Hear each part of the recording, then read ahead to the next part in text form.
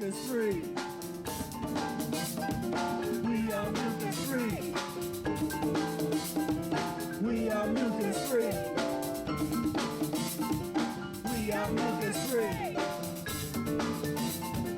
We are mucus-free. We are mucus-free.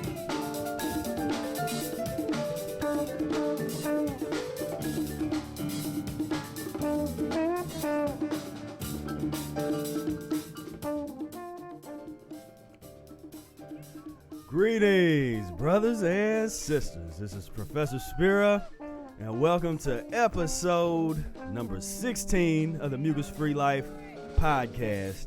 And we have a really special show in store for you today. My man Q Ortiz is going to be on the program very soon. But real quick, I just wanted to say what's up, how everybody is doing in these very strange and transitional times. We got to look at this as a major transition. You know, a lot of different emotions are coming up for folks that really either didn't believe that something like this could happen, that the level of freedom that is being taken away, or the perceived freedom, people are starting to realize that they were not as free as they thought that they were. And what do we do about it? You know, what do we do with these various emotions? Some people get angry. Some people get sad. Some people get scared.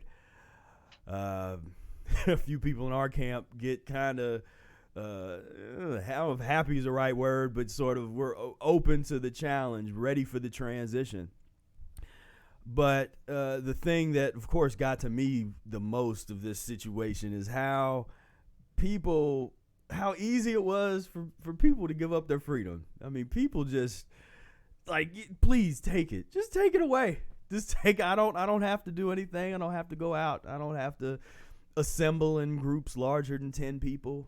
You know, I appreciate you taking freedom away. And that kind of attitude is out there. And now the community policing is starting to really affect people's lives, where you go on Facebook and you put, now this doesn't really happen to me, but I know a number of people who they say anything negative about staying at home and the your duty to your country and your brethren to stay home and stay safe. If you say anything negative about that, then people come out of the woodwork just to tell you, hey, that's irresponsible. You should be stoned. You know, it's that kind of that group think, that sheep type of vibration that is really happening now. And so this is definitely separating the men from the boys and the women from the girls when it comes to, you know, who are the revolutionaries? Would the real revolutionaries please stand up? Because a lot of folks that I thought had a little revolutionary fervor, they're some of the ones that's sort of in the beds, laying down, just sort of let's let it pass. Let's, you know, May, June, you know, they're open for whatever. They're like, oh, well, you know, maybe we'll hear from them in June or July. And so this is a time for transition, a time for study, so that we can protect ourselves for whatever's going to come our way. And we've been having our meetings and talking a lot about how we're going to defend ourselves against forced vaccinations, which, if you don't think that that's coming, that they're going to be trying to force us to be injected with this poison that most people don't have a clue what's in those vaccinations. They don't study that. They don't know the kind of poison that's in there. They just take it because they are very obedient. They just say, hey, you know, just this is what I'm supposed to put in my body, then I'll do it. And so we got to study. Through study and education, you can move yourself beyond this blind obedience to an oppressor that don't care anything about you. Pus-filled zombies that just get off on having power, get off on controlling your life. that really enjoy having their boot on your neck. I mean, you got to understand they enjoy that. We were talking about this in the meetup last Wednesday. We've been having meetups every Wednesday evening, and you have to study sociopaths. I mean, you have to. A lot of folks coming from our, if you're into Mucusless diet or veganism and that stuff, you're a very empathetic person. You feel you want to try to view humanity with that goodness, the goodness that we can aspire to and achieve, and those are noble things. And it would be nice if we were in a cleaner environment where we could let go and view the world like that and exist and sort of say everything is beautiful. Yes, there are bad people, but overall they can be turned to the light.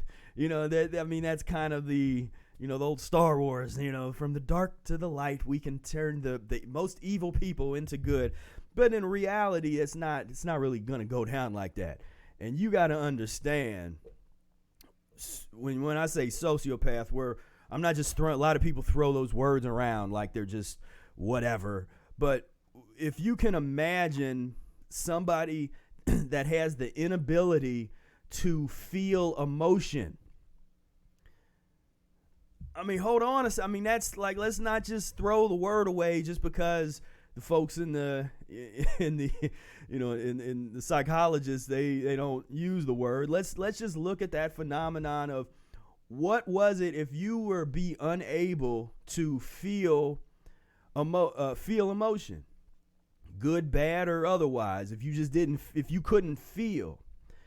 And I've long had this theory of we're all on the spectrum of sociopathy. We're all somewhere, because if you live in this world, you're not 100% empathetic, and if you are, you have a very hard time living just a day-to-day life in any circumstance here, because if you felt that much, then somebody would step on an ant and you wouldn't be able to hold it. I was talking today with Q about the Jains, the Jainist monks, and these are it's these high level folks that when they're walking around, they look at each step to make sure they're not stepping on an insect, and when they sit down, they brush right under where they're about to sit down to make sure that they do not harm any living being.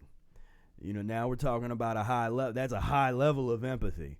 Most people don't have that. So if you're talking about if you've lived a life where you or anybody is eating meat and that kind of stuff, then you are on the spectrum. You have the capacity to have that that sociopathism in you. It's just not everybody is on the same part. The problem is the people that rise to power, that are controlling your life, controlling my life, controlling the medical industry, the dairy industry, all these people that tend to be in these positions, they are way over on the spectrum and just totally unfeeling to not only animals, obviously, because they eat dead animals, but to humans.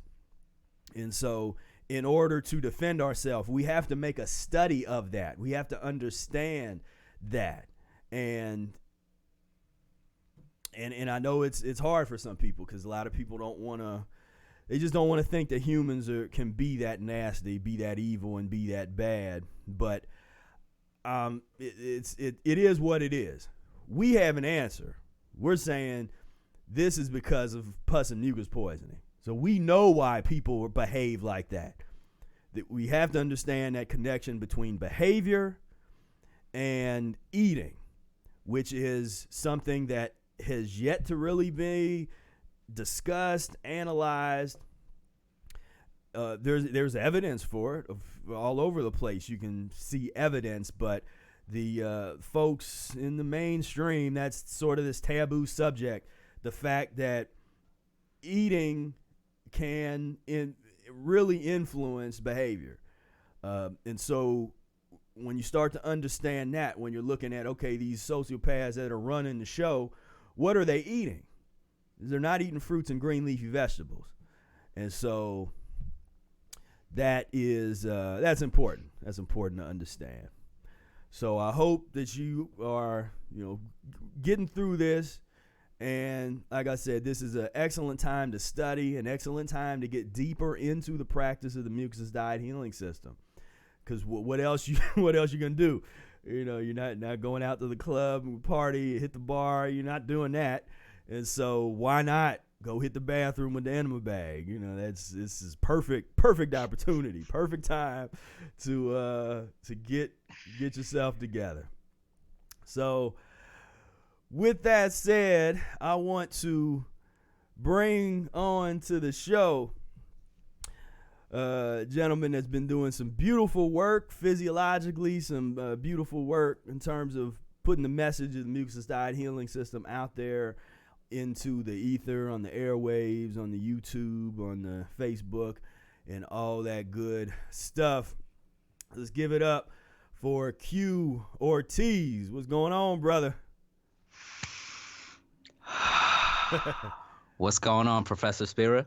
Oh man, just trying to keeping it together. Just keeping it together, man. I just was laughing at your like the alternative to going to the club. Yeah. He said, hit the bathroom, hit an enema bag. Yeah, hey. Yeah. It'd be like you could even put on some house music and and be like, all right, get my enema bag on. You can turn it in, put some strobe lights and stuff happening. I mean, you can get into it if you want. Yeah. Drink a juice while you're at it. Yeah. Instead of the bar, making some kind of alcoholic beverage, you blending up a smoothie or making some juice, fresh juice, and that's a party for us. That's fun. Yeah. That's just give me a pineapple and a few oranges, and I'm happy. Yeah. And so what's things? How are things down there in the good old California? How's the how's the governor treating you guys? So for me, I do massage therapy and music as well.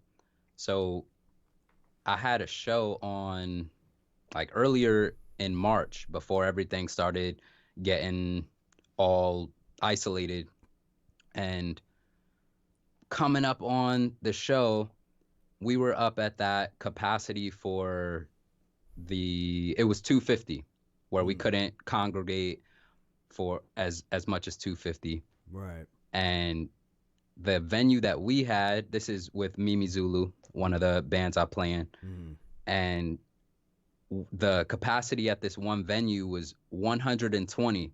So we felt like we were good. We're like, oh, we having this show. And then right up until the day before, it just got canceled. And then from then on, it's been the self-quarantine, no congregations, no gatherings, closed parks, closed beaches. I'm hearing if you're not going out to get something essential, then you can be fined, you can be arrested. So that's the atmosphere that I'm sort of swimming through over here. Yeah. What about you? Yeah, that's well, it's not as the thing here is they're not arresting people yet, or they're not really unless the only time they were kind of really messing with people is at the beginning of all this. There were some bars and businesses that were trying to stay open, even though it was said that you were supposed to shut down.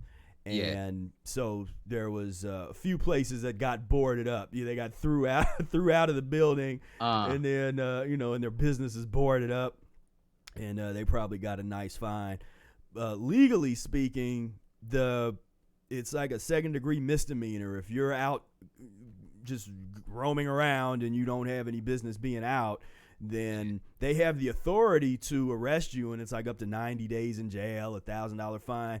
But they haven't been enforcing that. And it was a funny little trick that the governor did where he was like, well, we have these laws in place. This is important to have this in place, but we're not gonna do that. We're not going to, if you're going to the store, or you're going to the doctor, or whatever you're doing, but the fact that they have that power, and that's the thing that people don't question. That it was like, well, wait a minute. The fact that if I do go out and I can't prove that I have a legitimate reason to be out, then I could go away for 90 days, which is really longer now, because if you were to get arrested, you do not want to be arrested right now, because if you get arrested now, everything keeps getting pushed back. So when all this stuff started, I mean, you could have been in there for something minor or whatever, and they're saying they're letting a lot of people out, but they might not let you out. So you might be waiting and like, well, man, I'm just trying to get to court so I can, go through the process, and I'm innocent or whatever, and be like, we're not really gonna start back up for 90 days, and so you got to sit in here for 90 days. And so it's a mess. It's definitely a mess. It sounds like things aren't as totalitarian here. We have a bit more of a how would I put it, like a benevolent, it's like benevolent domination, and just sort of like, oh, it's okay, you can. So there is traffic, and people are out, trying to drive around and stuff, but all the businesses are closed. It's not like where I see pictures of some places like New York, and even in places out in California where there's nobody anywhere, where it's just total ghost town. It's not like that up in the suburbs. I mean, people are driving around because they're just, there's just going places, still, but it's pretty much just to the store, to doctors and post offices and that kind of stuff. A lot of people walking around, which is probably good for their health. I've just seen a lot more people just walking and exercising and kind of going to our parks where I'm at haven't been closed down, so you can still go to the parks. I know park down by Brother Air, which was closer to some of the urban parks, they shut those down because too many folks getting together and just being unruly hooligans. How dare you be closer than 6 feet away from another human being? Illegal. And so it's deep. It's a deep situation, and like I said, you can either serve the time or let the time serve you. And letting the time serve you, I'm just such an advocate for studying. I'm one of those kind of, I guess it's the cliche, corny kind of, with through education you can achieve your freedom. It's more of a it's like a freedom thing where definitely I'm not, it's not education for the sake of like trying to be rich, because that doesn't really have. The smartest people I know, some of them don't have any money because they're if they're sort of stuck in the academic kind of thing. And that's something that was interesting just about the whole academia setup, because they sort of set up this space where they can try to attract the smartest people, and if they get you sort of stuck in there, then it gives you a place to sort of say what's on your mind, but very few people in the world hear your message. I mean, you might have the greatest message, but unless you're and there's only like a handful of public famous intellectuals and academics that get that type of publicity. So if you don't fall into that, if you're not entertaining enough and you sort of play those little games to get on those get them CNN spots, then and you still can't say nothing, because as soon as you start saying something real that would like really get people to change and uprise or do anything like that, then they're not going to invite you back. And so so that's something that I noticed that and analyzed that, especially when I was really knee deep in the academic world. It's like, well, it's nice that I'm able to when I'm teaching a class, I'm pretty much I have a lot of latitude, and free reign to talk about what I want, do, shape the minds and the captive audience and all that kind of stuff. But it's still it's like it's such a small group of people that I'm like there's something. It's like it's holding things back too much. And I see that with a lot of colleagues I had where I'm like, man, you should be famous. You just real brilliant, like stuff that you're dealing with. But but there's a ceiling. It basically sort of puts you in a little box in a ceiling and says, I mean, you're allowed to talk. You can talk real crazy in here, but you can't get too far out there. You do have a handful of professors that'll get into that'll try to organize students and do the teach-ins, and there's not a lot of them. There's a handful of them that kind of do that type of thing, and they'll be out there protesting with the students, and and that so you get a few of those, but it's, I think the internet and this modern time of being able to share people's content, I think that adds some sort of a solution to that problem of different professors and intellectuals sharing a message, and we can really push it out there to more people as well. Yeah, definitely changes the whole thing now with the internet and the way that you can put messages out that otherwise would not have garnered any kind of attention. Now, you put something out there, and even though there's still forces trying to suppress your message. Man, I've been dealing with this Facebook stuff has been insane, man. They've been really trying to just shut down some of my stuff, and I'm like, okay, this is ridiculous, but they're not gonna, it's like I ain't giving up that easy. But so tell me a little bit about your past and sort of what your story pre getting into the Mucusless diet. What were you doing, and what brought you into practicing the Mucusless Diet Healing System? Most def. I am originally from Brooklyn, New York, and I grew up with my mom, Janet Ortiz, dad, Vincent Owens. As an only child, dad was a vegetarian. Mom, she was a social worker. She ended up with multiple sclerosis. She had that, and then when she birthed me, or before she did, they told her that her condition would get worse if she had me, and she ended up still having me.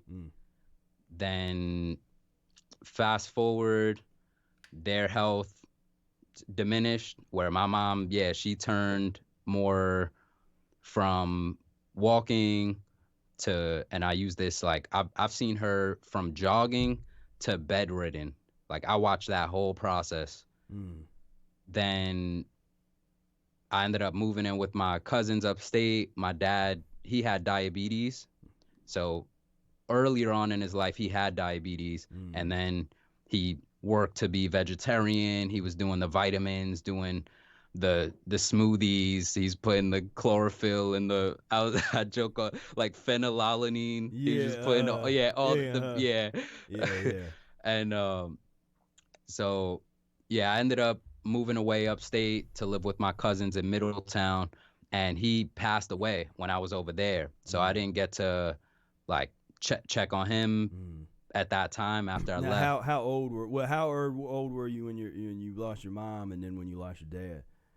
So with my dad, I was 18 in high school. I was a senior, and with my mom, I was 21.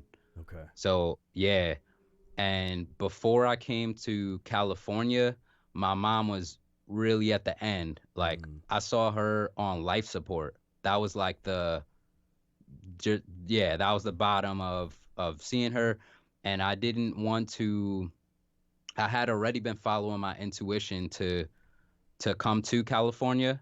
I'd been getting a lot of people, my friends, just bringing up, hey, San Diego, like they're bringing up this place. And I knew I wanted to come, but I wasn't going to leave if my mom was still with us. Right. Yeah, like I wasn't just gonna dip to the other side of the country and then just that's it. So I stuck around, and then when she did pass, it was time to transition on from New York and come out here to really refreshing my whole life, because I was back there in New York. I ended up, first I was with family, then I lived in my friend's house. I had a basement spot, and that's where I got more in tune with myself, really just being by myself in a room. And I learned more breath practices like conscious breathing, getting into qigong, doing body scan meditation. So I express this because this is how I started, like in that sort of breath health practices. So I came out to California, ended up finding a massage school to attend school.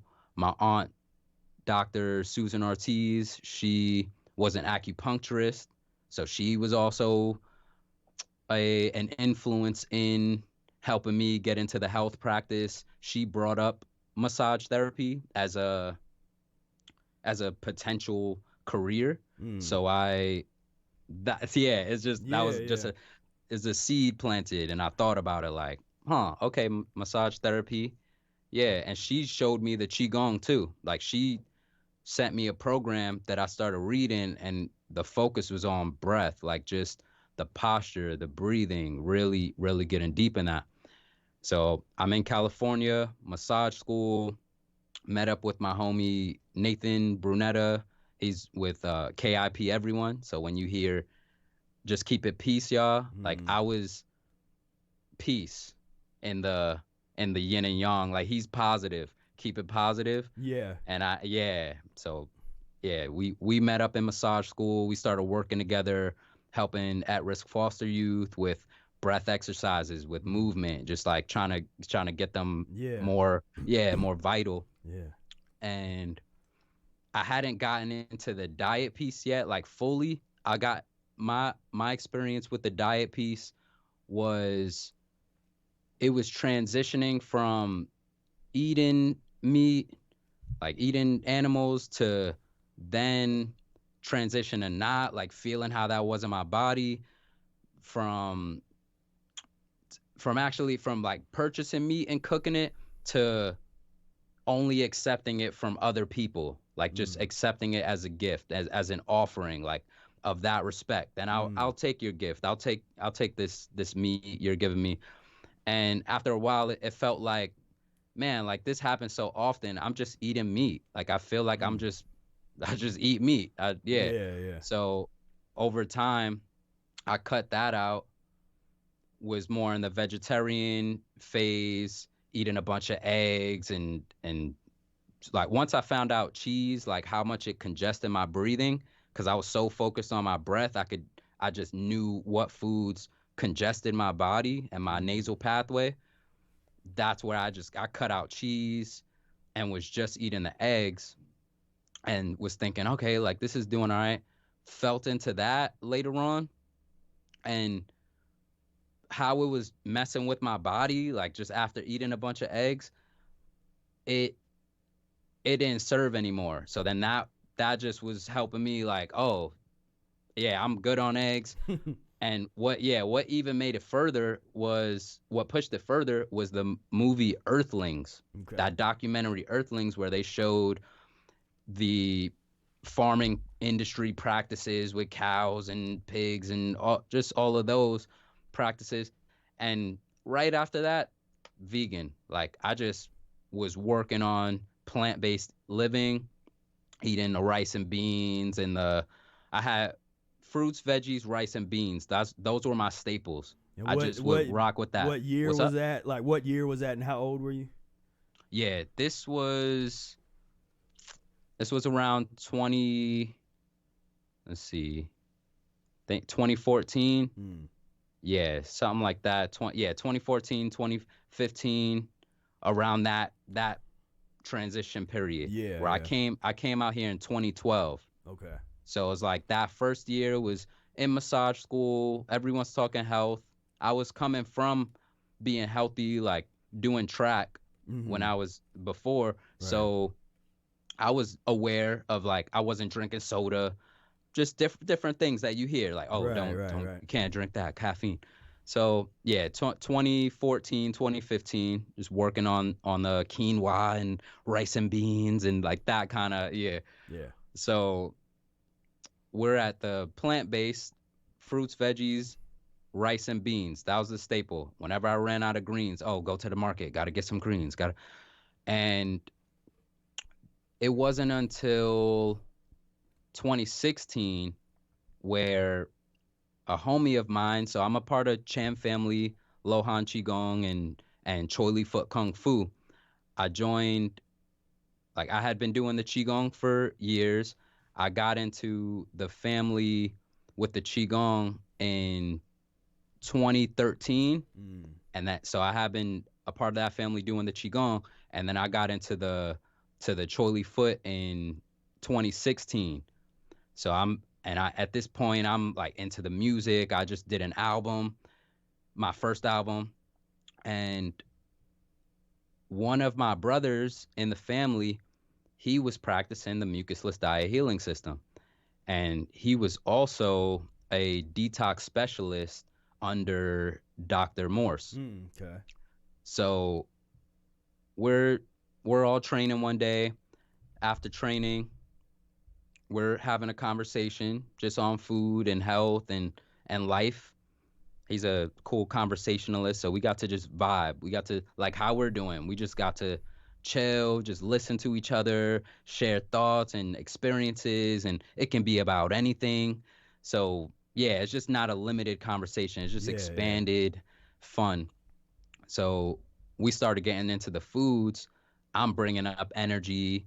I'm going, yeah, man. I'm looking for more energy and I want to eat more fruits and veggies. And I saw Infinite Waters diving deep, and he's talking about putting a handful of grapes in my mouth and just like Yeah, that, yeah, like yeah, and yeah. smoothies. Yeah. So yeah, I was moving towards that, and he felt that I was ready to hear the Mucusless Diet Healing System call.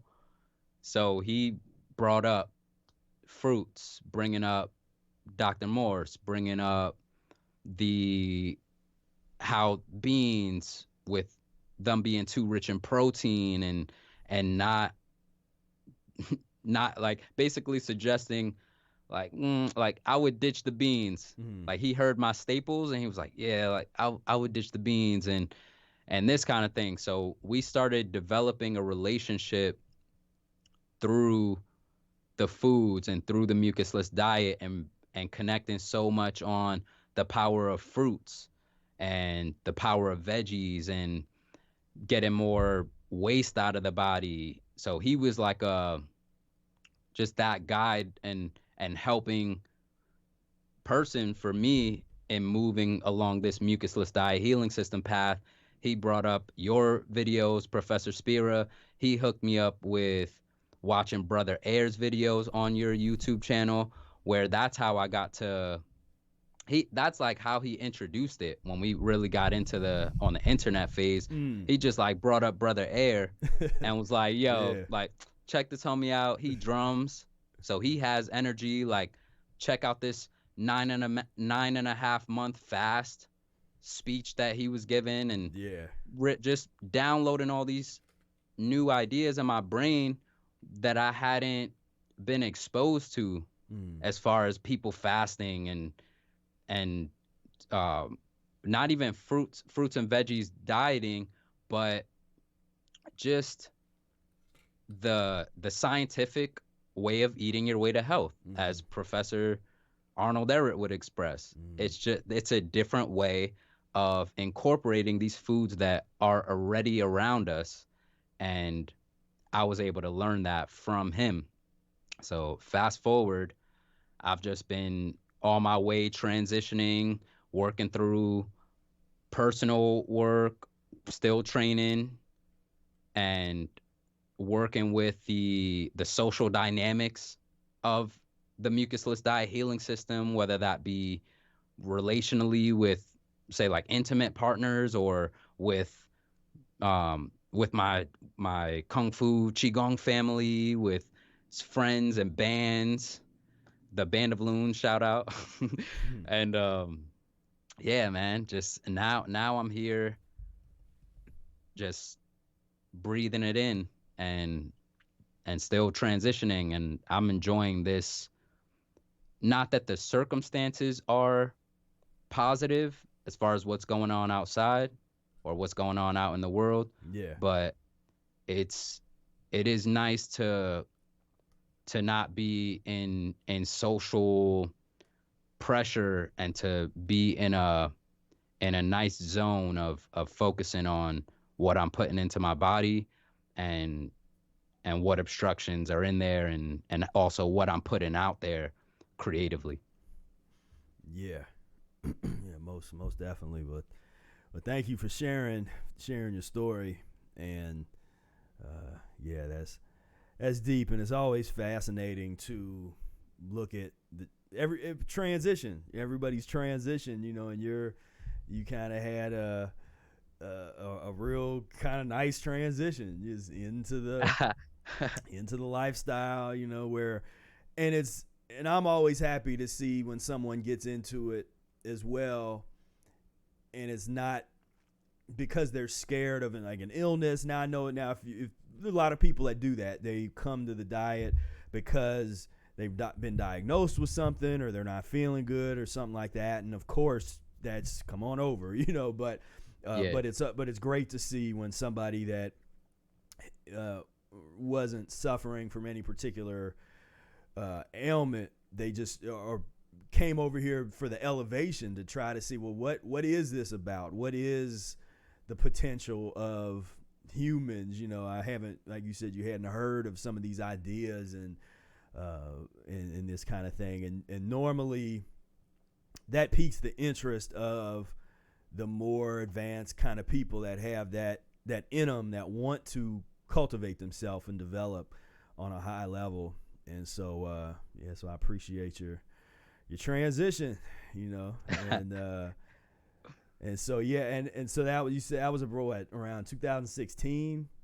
Yeah, that's yeah. when I got the information. Right. Okay. Yup, October. Yeah, because I think I was looking at some of your some old posts or old videos, and I was kind of, okay, 2016. Yeah, you was hanging, like you said, you was kind of plugging in, but you wasn't saying a whole lot yet. Yeah. You wasn't on our radar yet. Yeah. And I'm usually pretty good. Well, it gets harder now because there's so many. There's a lot more people now. Yeah. Back then, I pretty much knew everybody. By just based on if they were, they're making videos or in the forum talking about the Mucusless diet or something. It was kind of on my radar where I would kind of seeing people. But yeah, you were kind of undercover for a minute, and then then started. I don't even, I guess it was last year. At some point last year, I guess started seeing some of your stuff, and you were getting motivated to start making some videos and participate in the forum and stuff. And so yeah, that's good. Yeah. Even so earlier, I think so. Yeah, you touched in on a good point where earlier on in my transition, it was tough to tell people that I practiced the Mucusless Diet Healing System, Mm-hmm. just because it was so different, and also because a lot of the foods that we eat, a lot of them have mucus-forming tendencies or mucus-forming qualities to them, and I didn't want to like throw that perception into what they were eating. Like they're loving this thing, and I'm just like, oh man, okay, like, all right. But and yeah, so for the record, see, Q is a very nice guy. very much, he's a much nicer person than me, because I sort of enjoyed making people, messing up people's day with, those early. I'm like, oh, you're gonna eat that? Okay, yeah. All right, I'm eating my lemon, lemon wedge. And people looking at me like, what's wrong with you? I'm like, I don't know. I'm eating a lemon wedge. You're eating a rotting carcass piece of animal. What's wrong with me? What's wrong with you? But yeah, no. no, go. Straight up. And so in that beginning, I was on the forum, and I posted some of my stories like in that 2016 period of going through different cravings and just showing people like, yo, I'm checking out Professor Spira's whole wheat spaghetti and cooked veggie. Like, I got the steamed cabbage. And so I was doing that in that first year. Then I got to a period of like, I just needed to be with myself. Like, I ended up just like dipping out and just like in the transition, eating the foods that I'm doing and working with the toast and all the pieces, and then whatever I could eat too. Then I didn't mention this, but in between, I ended up living in my vehicle.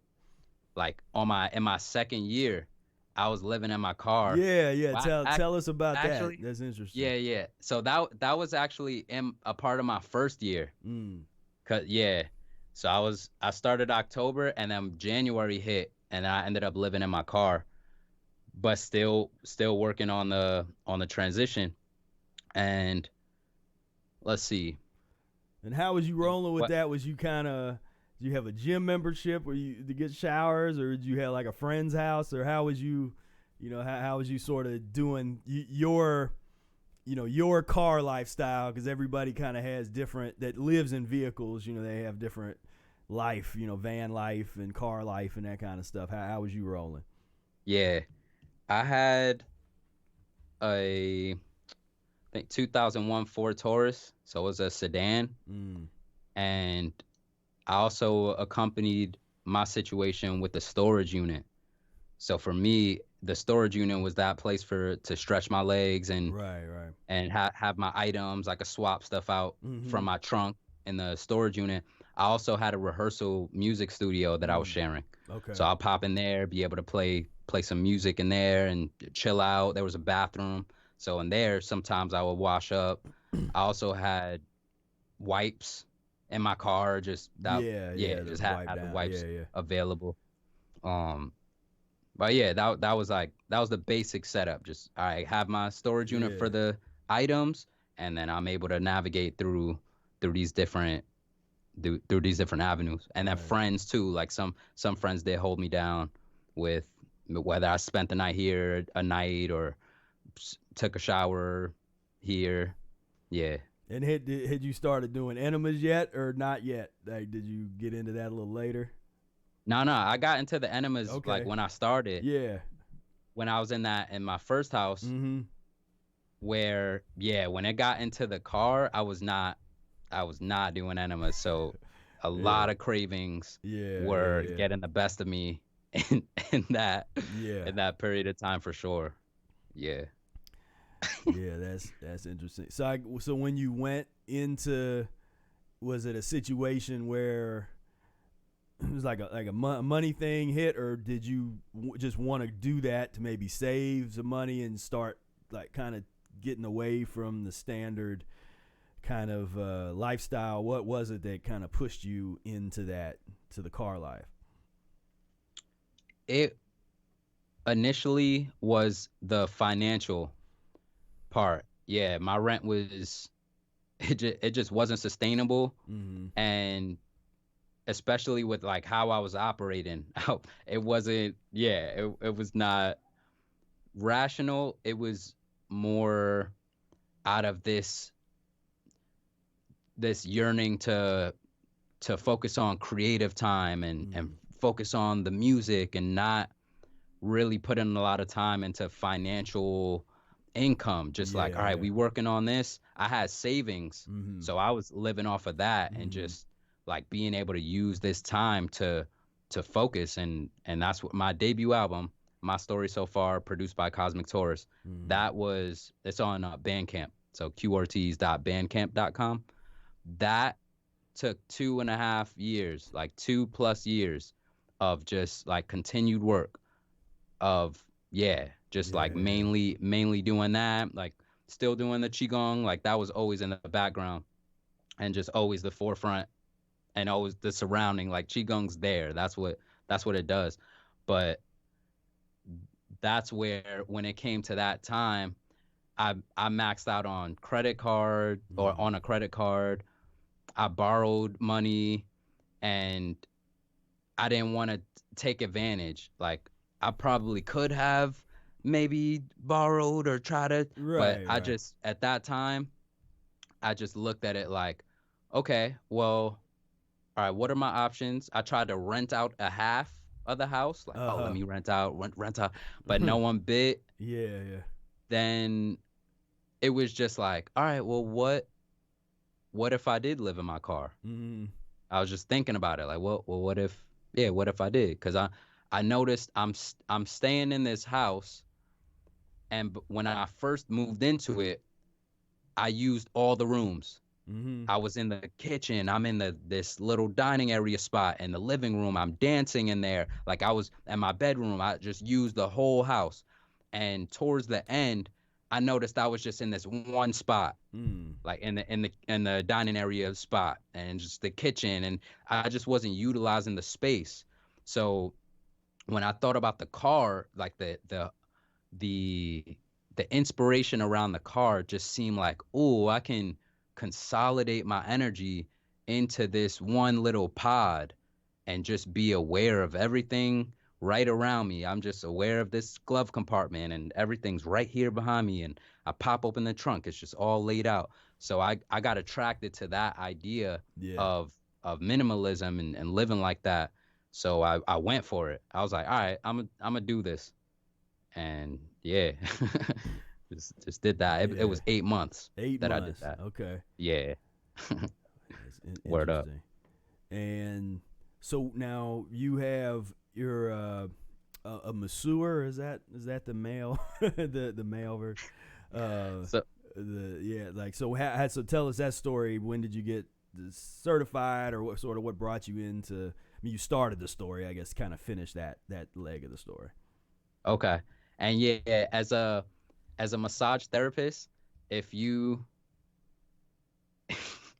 that's a thing. That's like an inside joke where in massage school, a lot of people will be like, oh yeah, masseuse and masseur, and I just looked it up. The massage therapist is internally just like, oh, it's massage therapist. Okay. Like, but I'm not tripping. No, it's funny. No, because I looked. That's what's set down in there. Masseur. Because I looked it up. Because I was like masseuse, and I'm like, wait on that. That says if masseuse is a female, then what's the male? Masseur. Well, that sounds fancy. Put that down. But okay, massage therapist. Okay, that makes sense. And it looked nice too how you placed it in the description, masseur. It was just smaller. It wasn't like massage therapist. So it's I appreciated it as well. But I went to school 2012 when I came out here. I came out here July, popped into school that August, and I was in the HHP program. It's 1,000 hours. So I got up to 900 and like 80 or something like that. It was And now is this a specific massage therapy school, or are you talking about it was like you were working on a bachelor's, like that 1,000 hours? Oh nah, this was a massage therapy school, massage and bodywork. It's called IPSB, International Professional School of Bodywork. So it was specifically for massage therapy, and it was also top 3 accredited in the Mm. country. So it's just like this top school Yeah. for massage, yeah, for massage therapy. And I found a love for sensory repatterning and circulatory massage. Just yeah, just general Swedish circulation Yeah. improvement, encouragement. And the sensory repatterning has to do with rocking, gentle motions that gets people into that sort of trance-like womb feel where you're rocking them. And then there's slow passive joint movement, and you're working with the rhythm of your client. Like if their shoulders holding, then you're able to help them release holding patterns. So it's like I really got into that because the movement aspect and the rhythm, like it's all rhythm. And just being a musician, percussion, that rhythm's my strength. So I just boom, like got into that. It's also applied Tai Chi. So I also was already into Qigong, and it just furthered my practice. So yeah, fast forward through there.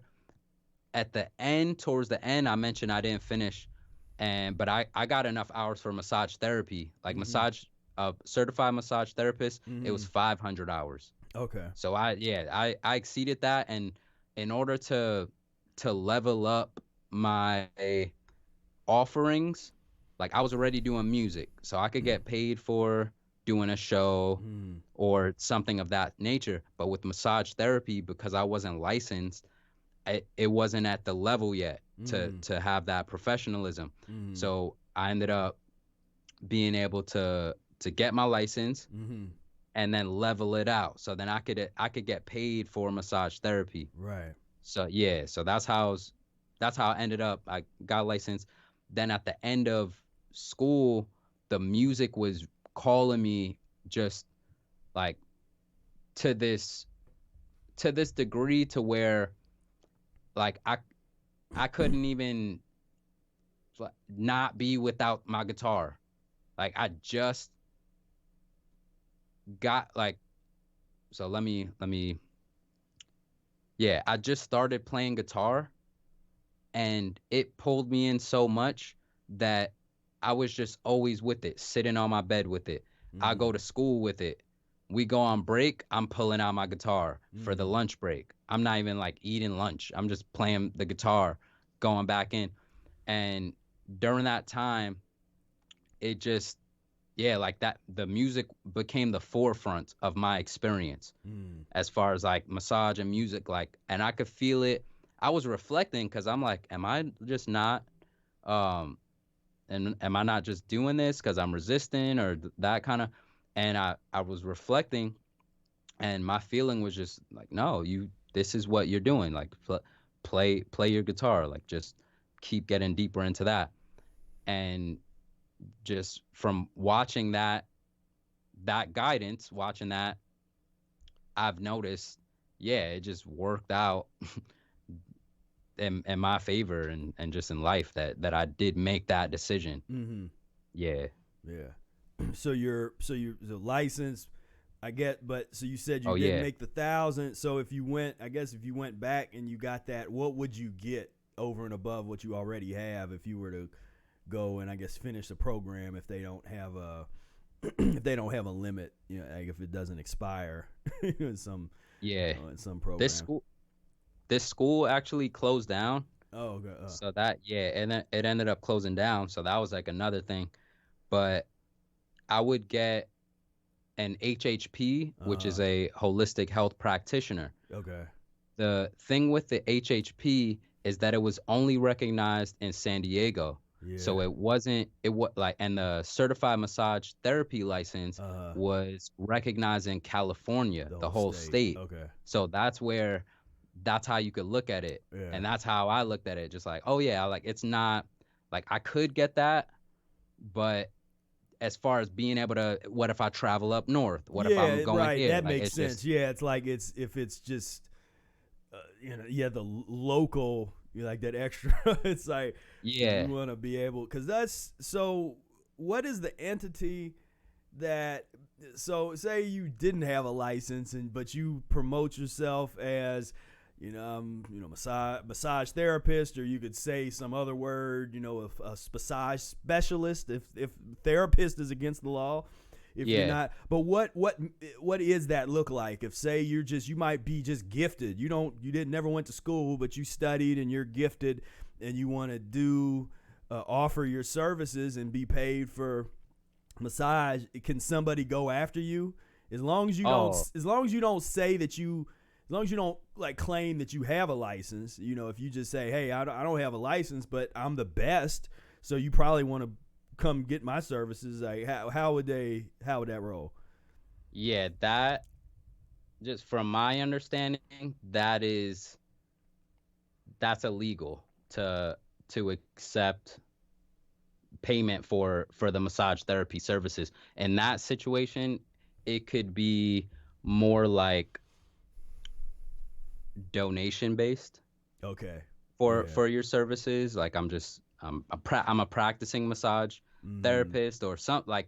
It's more nuanced in that. But as far as accepting payment, that was a big no as far as being in the beginning of massage school, where they encourage you get to at least a massage practitioner level, and that was 250 hours. So that was a quarter of the HHP, but you could still get paid for while having the practitioner license. Okay. Because it's a lot of there's tests that go along with the license, and it's also background checks, because you're getting so intimate with the client, and there's a history of people misusing the massage therapy industry for their gains. Right. So that's where it's a more touchy, no pun intended, touchy situation. It's deep, but I just hate that, because a lot of these things are set up where you got to spend so much money to get the licenses, and you sort of jump through the hoops, and then it's like, oh, I can do, now I'm legal to do something that really should be, you should be, as long as you don't claim that you have that. I think that people should be able to sell that service whether they have the license or not. But I don't know, you might feel differently because you have it, so you're like, hey, no, I worked hard for this license. I don't want to see other people doing it, and so I would understand that as well. But you were mentioning the tail end ended up being licensed, having that ability to work on different people. And first I did out calls, so I would drive over to people's house with my massage table and work on them. Then I had people coming over.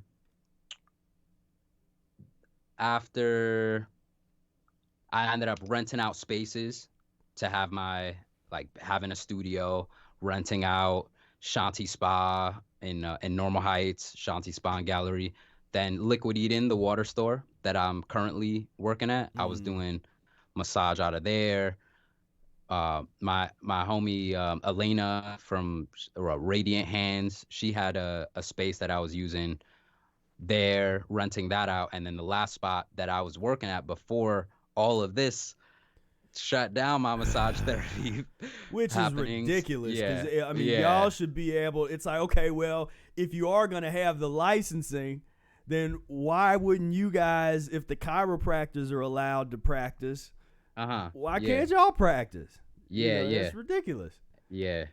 So this is the co-healing group.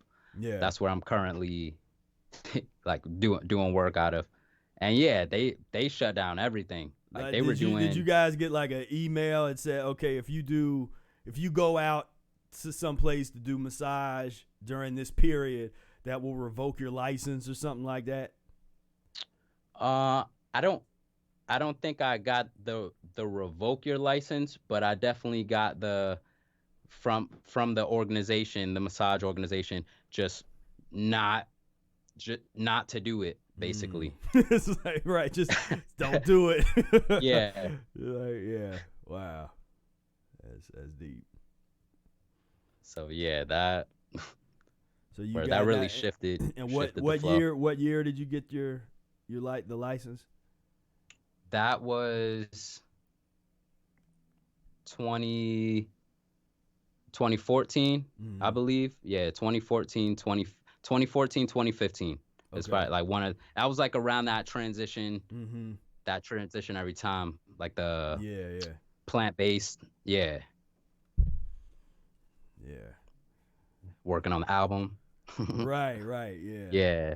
Yeah. So that's a good, nice little hookup that you have when things are when things are open, Yeah. when things are happening. But yeah, you can do you do your massage and got work on your music and your art, and then you got the water store. Now, when did you start working at the water store? That was actually at least it's coming up on a few years now. Yeah, that was like 2017, like July or June or something like that. Yeah. Before that, so what's funny was I was working at a vegan restaurant before that as a dishwasher during the time where I was living in my car, like in the end there. So it was pretty cool to be able to make salads there, and also if I was craving mucus forming foods, I could pair it with the salad, water saute some Brussels sprouts, and like just really still have that resource for some of the items. Yeah, That's cool. talk about hookup. Yeah, and that's that's the thing, and and that spirit that you're showing just with the whole process and going into the car. I mean, that's the kind of stuff me and Brother Aaron talk about. When we say like we hear things that sort of get us to look up and be like, well, that's interesting, because that takes a certain type of spirit and a certain kind of like, where that's an attitude, and you don't see that attitude all the time. It's somebody that's just like, look, this is what I'm doing. I'm working on the art. I'm dealing, I like to help people feel better with my hands. I'm trained and I can help people feel better. And I'm out here. I'm doing this thing. I mean, that's the kind of attitude you kind of got to have to really be successful with the Mucusless diet, because it pushes you into like, okay, let's see how strong you are. And that's especially like everybody talks about, the social part, not wanting to hurt people's feelings and all that kind of stuff, but at a certain point, what's nice is when you can get to a point where you just sort of rise above that, when people when people just kind of just give you that respect, like they just kind of leave you alone with it. They know what you're doing, and they know that you're not gonna try to mess with them, because that's what got me over. Was I never hid what I was doing, but at the same time, like in person, if I'm out in an environment that has nothing to do with health, like I'm not gonna be just pushing it in everybody's face, or every time someone talks to me, like I'm bringing it up. Now, if the conversation, which lots of times it does, the conversation naturally goes to diet, to, and they start asking questions, I'm not going to hold back. I'll answer the question to a point. And then I've learned also that there's a certain point where you be like, all right, if you want to know more, just get the book. And so we won't sit here.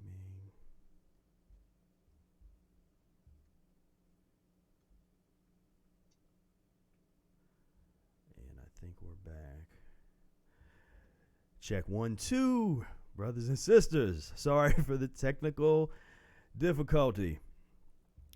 I think we are back in action, and hopefully, these things happen with the online. There's no way to keep it perfect. But then we were cool for a minute, and then all of a sudden the frames started dropping as as it says here on our stuff. But Q, you were talking about you had a real nice talk about the mucusless diet and just the importance, and that was cool. And that man, if you know how many times I've missed stuff that I've said that I thought was like, that's golden. It was flowing, and then I'm like, oh man, we didn't record that, or it was so. Yeah. So that happens. So welcome to that experience. But yeah, kind of maybe summarize what you were just saying if you can remember. Yeah. So we were speaking about people who I was mentioning that, like, I know people that have the book or have the information, and because you were mentioning, like, I'm not going to have this conversation with you. Like, read the book, and then we could speak about it, because then you'll understand the information better. And for me, it's similar, where I've given the book to people, and like, just shared the links to the book. And like, I've observed, like, people getting the book and then still asking me questions that, and I know you deal with it, like asking me questions where the answer's in the book. Yeah. Or a lot of the information in the book, there are different theories that don't quite come across if I just say it. But if they're able to read the whole context and see the world that Arnold Ehret creates in it, he's pointing from the physiology of breath. How important is breathing? How essential is breath? Does it come second to protein? Does it come third to food or water? No, it's number one. Like, that is what we're all doing right now, just breathing. And then, so from the breath to the different usages of the food. And what I was mentioning during that crash was that the food that I'm eating, like, I can tell people, I can express to people, hey, yeah, I'm eating pears and this, and that doesn't necessarily mean that they should eat pears and fruits. Like, maybe they should have salad with cooked veggies. Maybe they need the toast practice with the peanut butter added on to handle their cravings, or sweet potato. But even before that, just learning why they're eating. Like, that's where, when you read the Mucusless Diet Healing System, it's a different way of looking at food. Like, where I could say it like, oh yeah, we're focused on the eliminative properties, and just it's just all about elimination. Like, we're focused on elimination. But when you read the context in which that is coming from, that's where you can then experiment and explore with yourself. Oh, okay, I'm noticing, like, I feel better when I eat this. Oh, I notice I had that craving, and then I did the enema, and now I don't have that craving at all. Like, so what was that craving? What is that? I noticed I drank juice for a certain amount of time, right? A short 24 hours. Then the next day I did an enema, and waste came out, like some like parasites came out of my intestines. Like, what's that about? Right. And when you read the book, it's showing you and explaining all of these different factors. So to just, like, not read the book and then ask me about something that's in there, or that involves everything I just mentioned, it's like, like, the book says it all. Yeah. Especially the annotated, revised, and edited version of the Mucusless Diet Healing System, because that, you end up reading through the passages, and there's notes. It's just like, oh, yo, if you didn't get this when you read this paragraph, check out, watch how I watch how I emphasize this point that Arnold Ehret made, so you could at least get an idea of what he's talking about, so you know how to apply it. And that's just helpful. So yeah, I also promote reading the book as well. Like, just to make one more point, I noticed from Instagram, I've been sharing on my stories basically what I do. Like, I'll show, oh, I just ate a couple pears, Mucusless Diet e-course. Like, I'll just hashtag it, because like hashtag Mucusless Diet e-course, it links people directly to Professor Spira's Instagram page. Like, you click Mucusless Diet e-course, and then you see a bunch of content that is Professor Spira's. So I'll, yeah, like like just like that, exactly like that.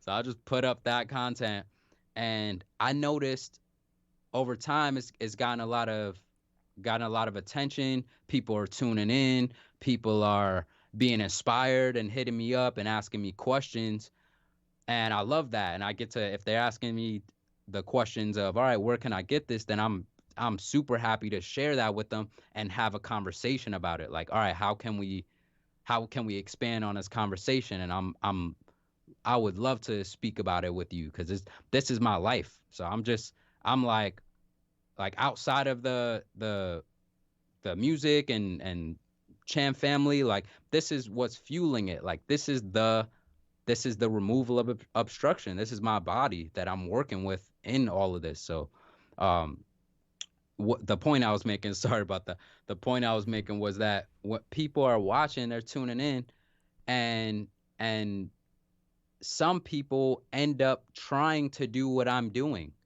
Like, they'll end up like, yo, recently someone was like, yo, I'm doing a fast. And I was like, all right, what inspired that? Like, what are you, or who are you, what are you following? What are you looking at? And it wasn't the book, and it wasn't like, it was sort of like other sources like Google and that kind of thing. And I was just like, hey, like, and me also, he was like, you and Google. And I'll just mention like, hey, check out mucusfreelife.com, check out the Mucusless Diet Healing System book, and also Professor Spira's YouTube channel, and find that information, because it's much more than just, it's just more than sporadic eating or sporadic fasting sometimes, or it's a system. Yeah, most definitely.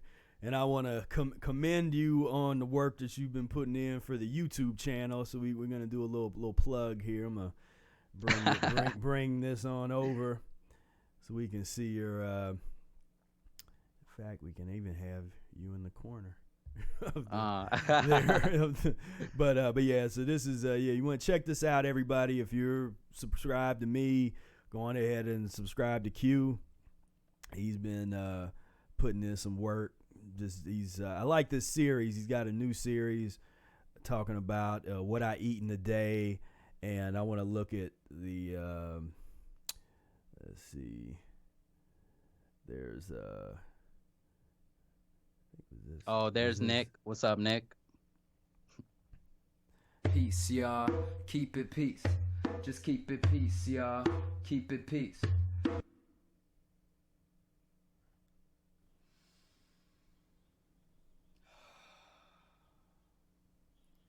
What's going on, y'all? This is Q Ortiz, and welcome to my YouTube channel, where we're covering a range of topics from lifestyle, productivity, self-care, my own personal journey, and individual aspects of my business, Q Ortiz Bodywork, which are music, massage, interactive dance, and Q's Performance Essentials. Today, I want to switch it up with introducing this new series. It is What I Eat in a Day as a Mucusless Diet Healing System practitioner. A couple of things I want to get across with this series as of right now is one, the art of practicing the Mucusless Diet Healing System by Professor Arnold Ehret, and two, is just to show that you can continue to live your life but still utilize the Mucusless Diet Healing System principles. Before we get into my first meal, I want to drop this quote for you to orient your brain into the Mucusless Diet Healing System by Professor Arnold Ehret. Confusion in Dietetics, Part 2, Lesson 12. Raw fruits, and if desired, raw green leafy vegetables form the ideal food for humans. That is the mucusless diet. But the mucusless diet as a healing system uses raw, rough vegetables for their cleansing qualities, baked ones as food, and baked and stewed fruits as a less aggressive dissolver of poisons, and mucus to moderate the elimination in severe cases. That is one of the most important principles of the system.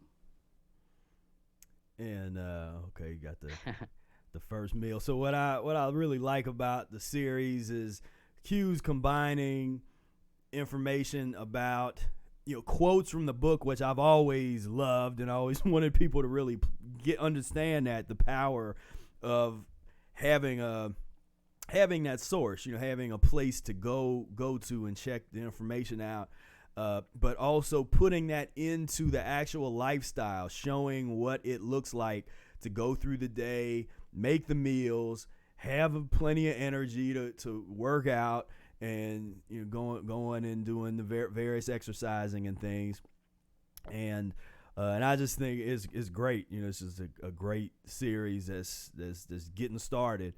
I want to watch this little clip here of little enema clip. Lesson 25, internal baths. During the transition period, even though you have regular bowel movements, it is advisable to wash out the lower colon.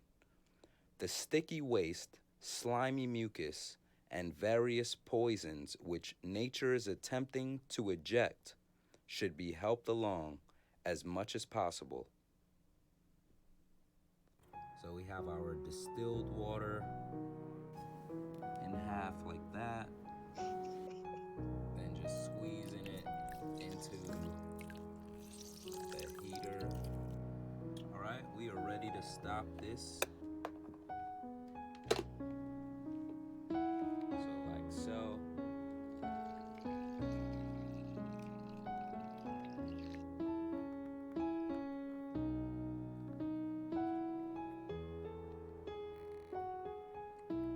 The squeeze technique.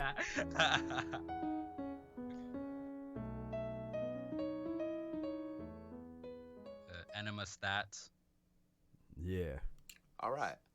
We just finished our lemon juice enema along with a nice soak and currently having a delectable air bath.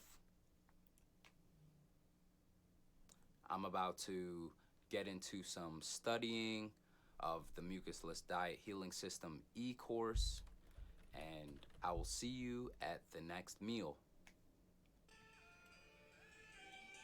So tell me, according to Professor Arnold Ehret, what is the foundation of human illness and the fundamental cause of every disease? That's correct, constipation. Mucus-free life. Yeah. Yeah, so this is I dig this, man. This is what's happening, man. And so I definitely encourage everybody to plug in, plug on into that. I'm not sure what's going on with the camera. Maybe Q, hit the turn the camera off and back on and see if that fixes this little. It's stuttering on us here. Let's see. Audio's cool. Yeah, the audio's cool. Okay. Yeah, if you can. Yeah, the audio is cool. Just or maybe you should probably wait till after I play this next clip. Yeah, for some reason the video froze. But let's so this is also, as we said, Q's a musician and percussion rapper, creates produces music and all kinds of stuff. So check out, this is a live live performance that you had. What's the name of this group?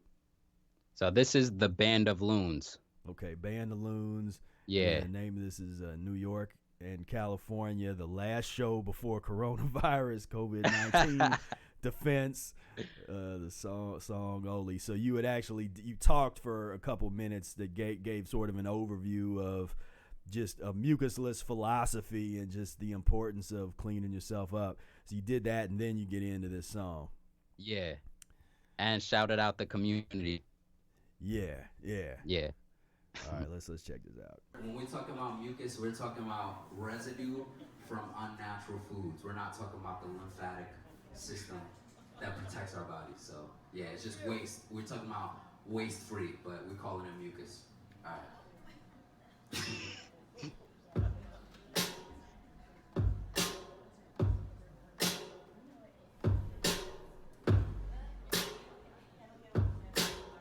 Some bars for you vibes. Just keep it peace, y'all, and mucus free. Just keep it peace, y'all, and mucus free. Just keep it peace, y'all, and mucus free. Just keep it peace, y'all, and mucus free. Just keep it peace like the tree of the breeze, providing shade, whose goal is expansion while keeping a solid base. I'm just receiving knowledge, so I'll pass it on. A realization, the past is gone. Make moves presently, no matter where I have gone. This has always been said to me, so I'm keeping all channels open. Sesame, peace is inherent in all is peace. So to be presently involved just means to be. Peace is inherent in all is peace. So just breathe.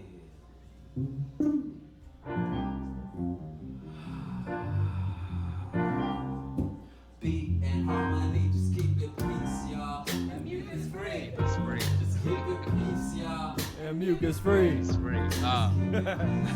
And mucus free. Mucus free. Just keep it peace, y'all. And mucus And free. mucus free. Peace, in other words, is to breathe consciously, to have a breath focused mentality constantly. So when the external world is shifting like tectonic plates, you sit in stillness working on how to get the alignment straight, because you see have yet to learn to sing, and if too stiff you're stuck.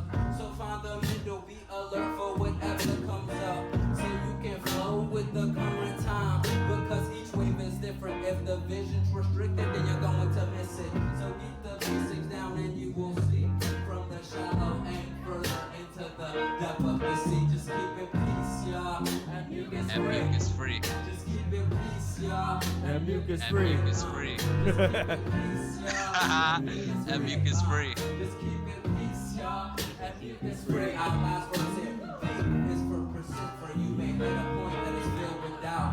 Whether from self or others is something that can be dealt without. Even if the opposition seems to be quite convincing. Stop, breathe, listen to see if some of the facts are missing, because there is a tendency we have to create what doesn't serve us on this journey, and cutting loose of dead weight. See, it's simple, all it takes is a little need for effort, so try it out. I am sure it'll be for the better. It may be time to end this speech, so thank you for listening to me, and remember to always keep it peace. Just keep it peace, y'all, and mucus free. Just keep it peace, y'all, and mucus free. Just keep it peace, y'all, and mucus free. Just keep it peace, y'all, and mucus free. Thank y'all so much. Alright, yo, peace out. Next up, Lifted. Peace, y'all. Keep it peace.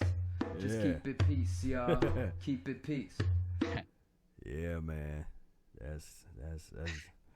That's as dope as the young folks say. Yeah, man. Yeah, see, try to turn your camera back on. See if we have movement now. Okay. We here? Not yet. Nah. It's yeah. For some reason, Oh, okay. I see. Yeah. did you turn it back on? Yeah, yeah. I could see me. Like I'm moving on my camera and I could see myself moving. Hmm. Let me see. Um, I don't know how to. I don't just know. cut that off. I don't know how to reset it and without. So let's see. Let me bring first. Let me bring me up. So what I'll do is let's see. None of these audios are. Let me see if this is. All right, I'm gonna try to play some. If this is connected, then while this is playing, we'll restart. We'll restart the Skype. Let me.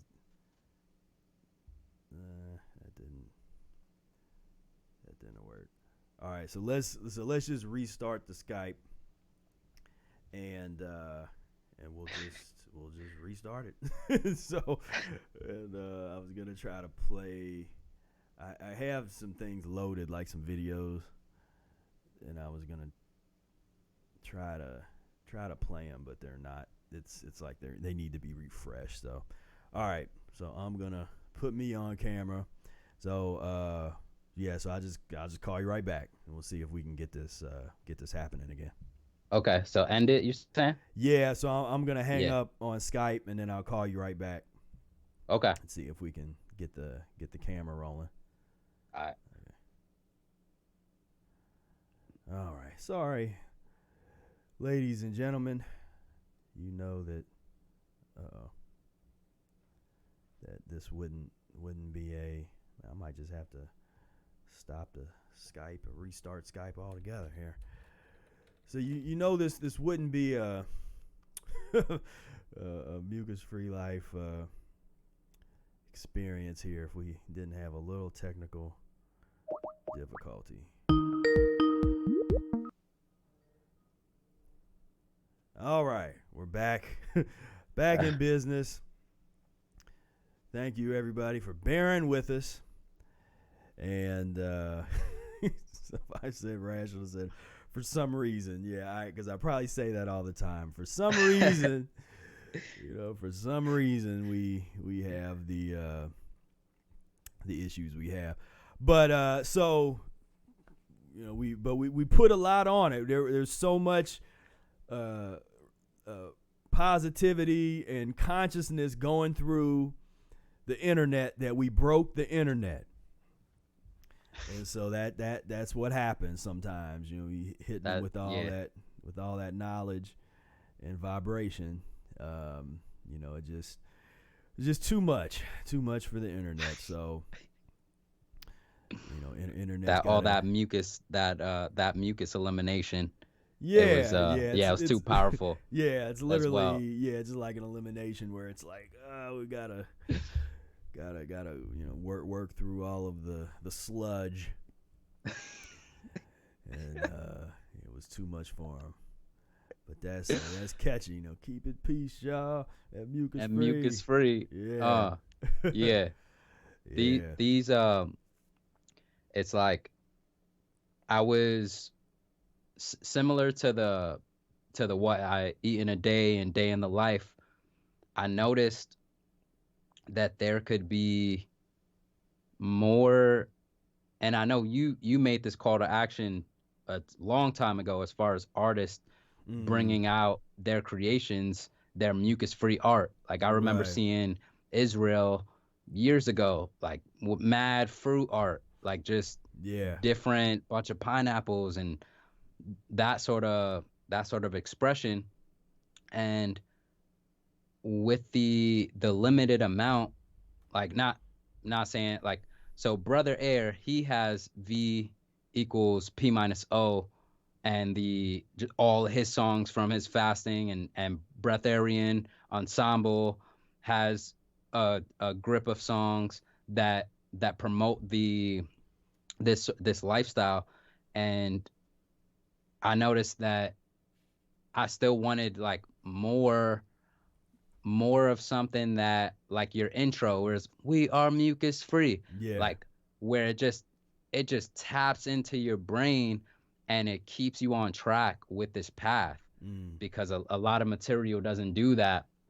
And that's where, when I was thinking about, because my friend Karina Gotti, she goes, she's like, yo, I want you to speak at this show about the Mucusless Diet Healing System, because I know you're like, you just been going hard.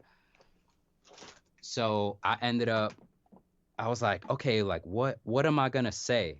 I remember checking in with y'all at the meetup, and just going like, yo, what y'all think? Like, I got this one shot to speak to the people about the Mucusless Diet Healing System. Like, how should I go about it? Should I just like, yeah, it's like, I don't want to get technical. So when I was thinking about it, one of my songs was Keep It Peace. And instead of just making a song where I'm like, yo, I got the apples and pears, I don't care about the foods that impair the inside, I'm aware, then I move through, I'm not scared, no fear in this terrain, as I dare to make this rain. The lyrics, it's explained, giving it to you, vibes rational. I know you wanted this flow because I'm international, so I go across the oceans, rivers, I let it flow. So like, instead of like that kind of expression, Yeah. I wanted something where like you have something to grip to, like something that can stick in your mind. And when I added it to Keep It Peace, it's just like, just keep it peace, y'all, and mucus free, because we keeping it peace and we not trying to deal with the mucus. So it just made it one of those sort of mantras for the Mucusless Diet Healing System practice, like just having more mantras and more content that we could have, that sort of combats the, as Mucusless Diet Healing System practitioners would say, the pus and mucus culture, Yeah.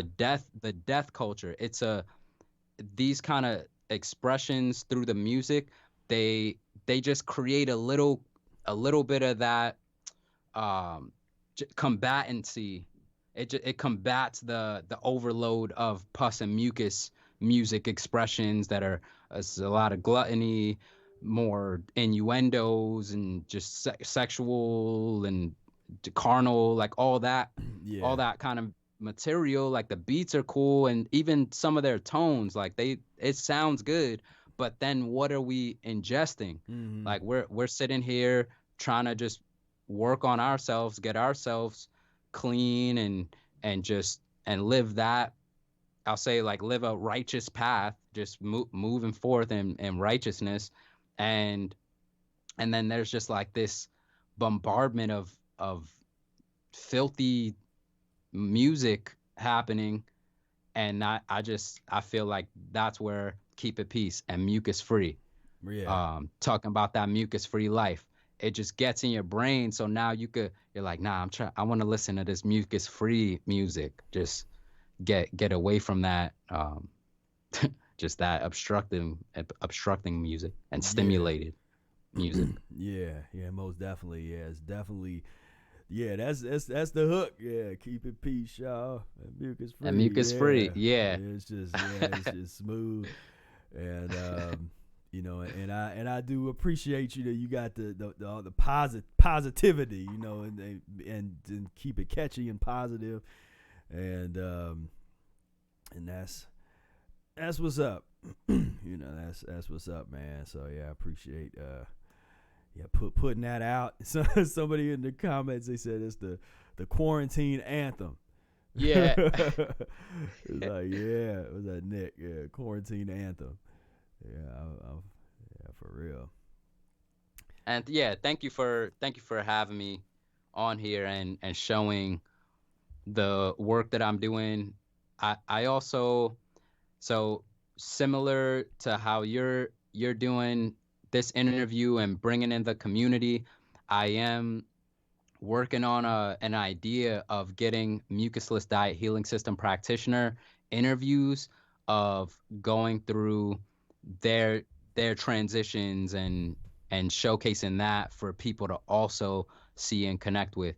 So if you are interested, please do let me know on the Facebook Q Rich Ortiz, or the Instagram Q Ortiz QI, and yeah, email qortiz36@gmail.com.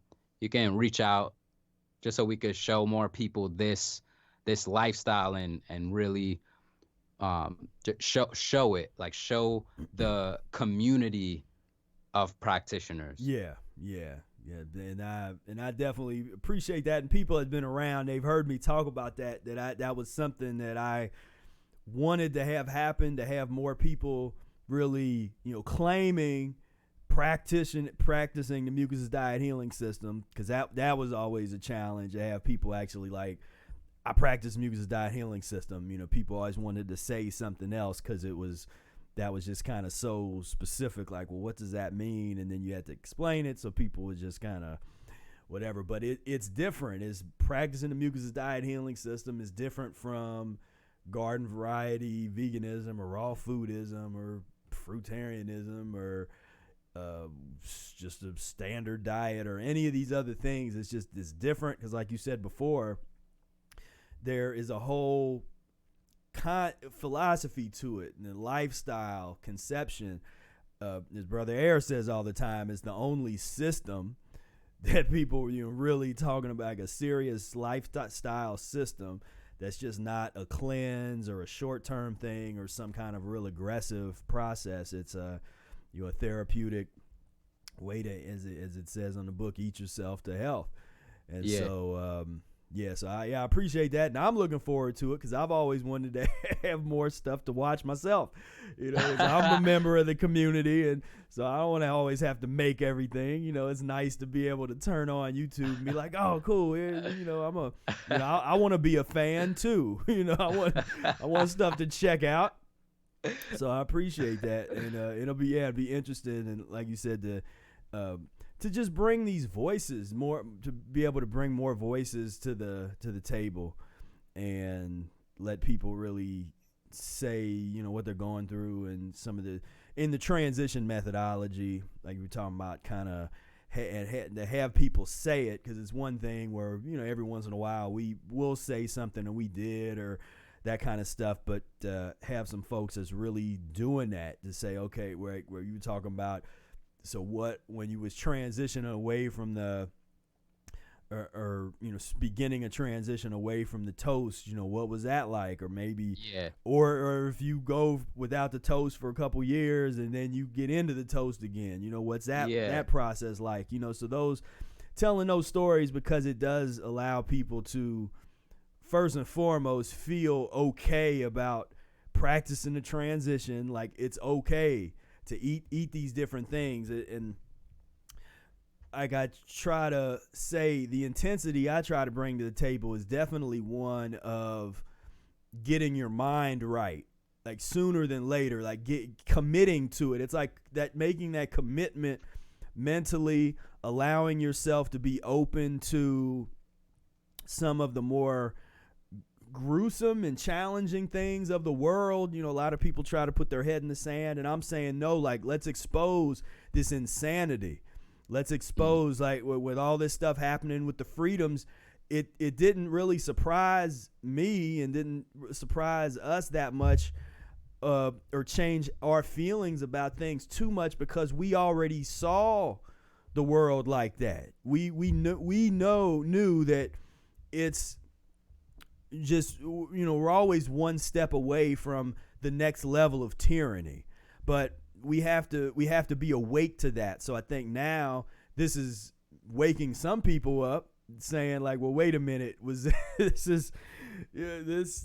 didn't really realize that these government entities and these forces had that kind of power over us. So now, hey, they do.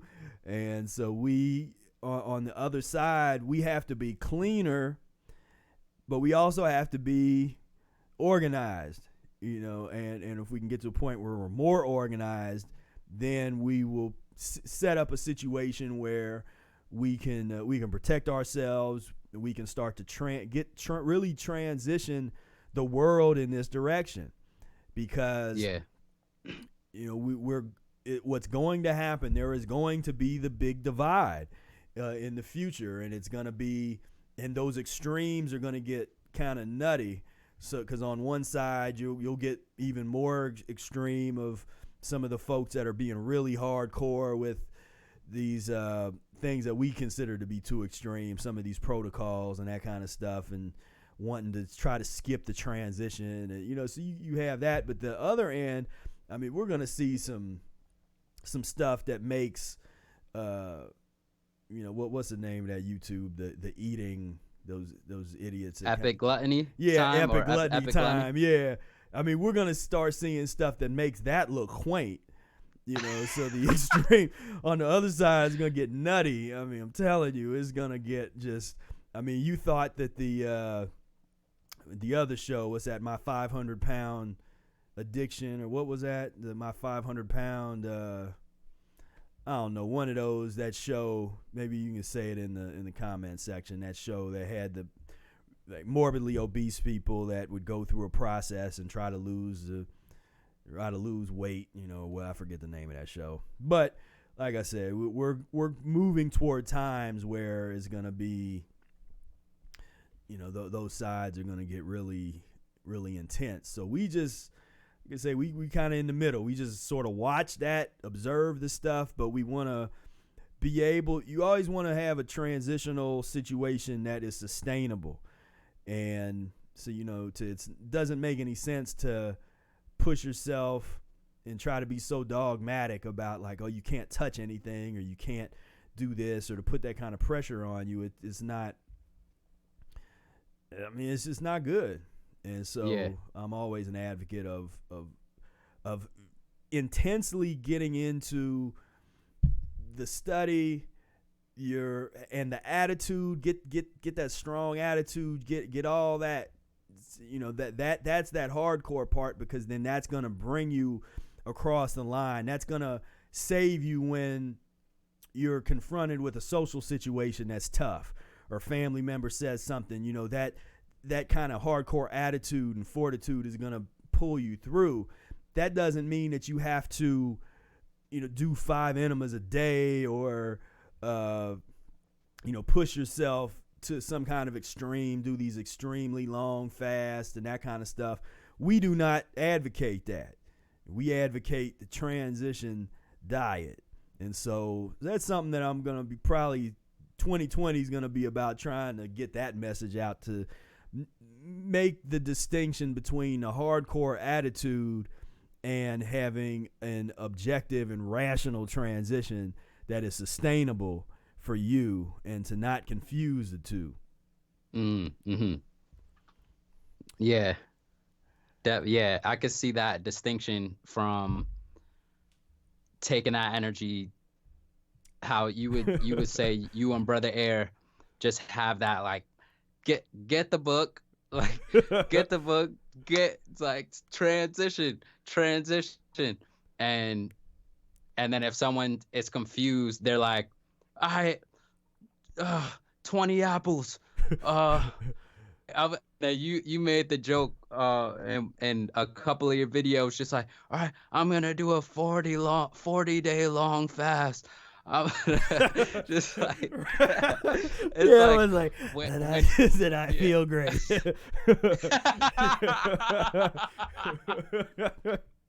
Yeah.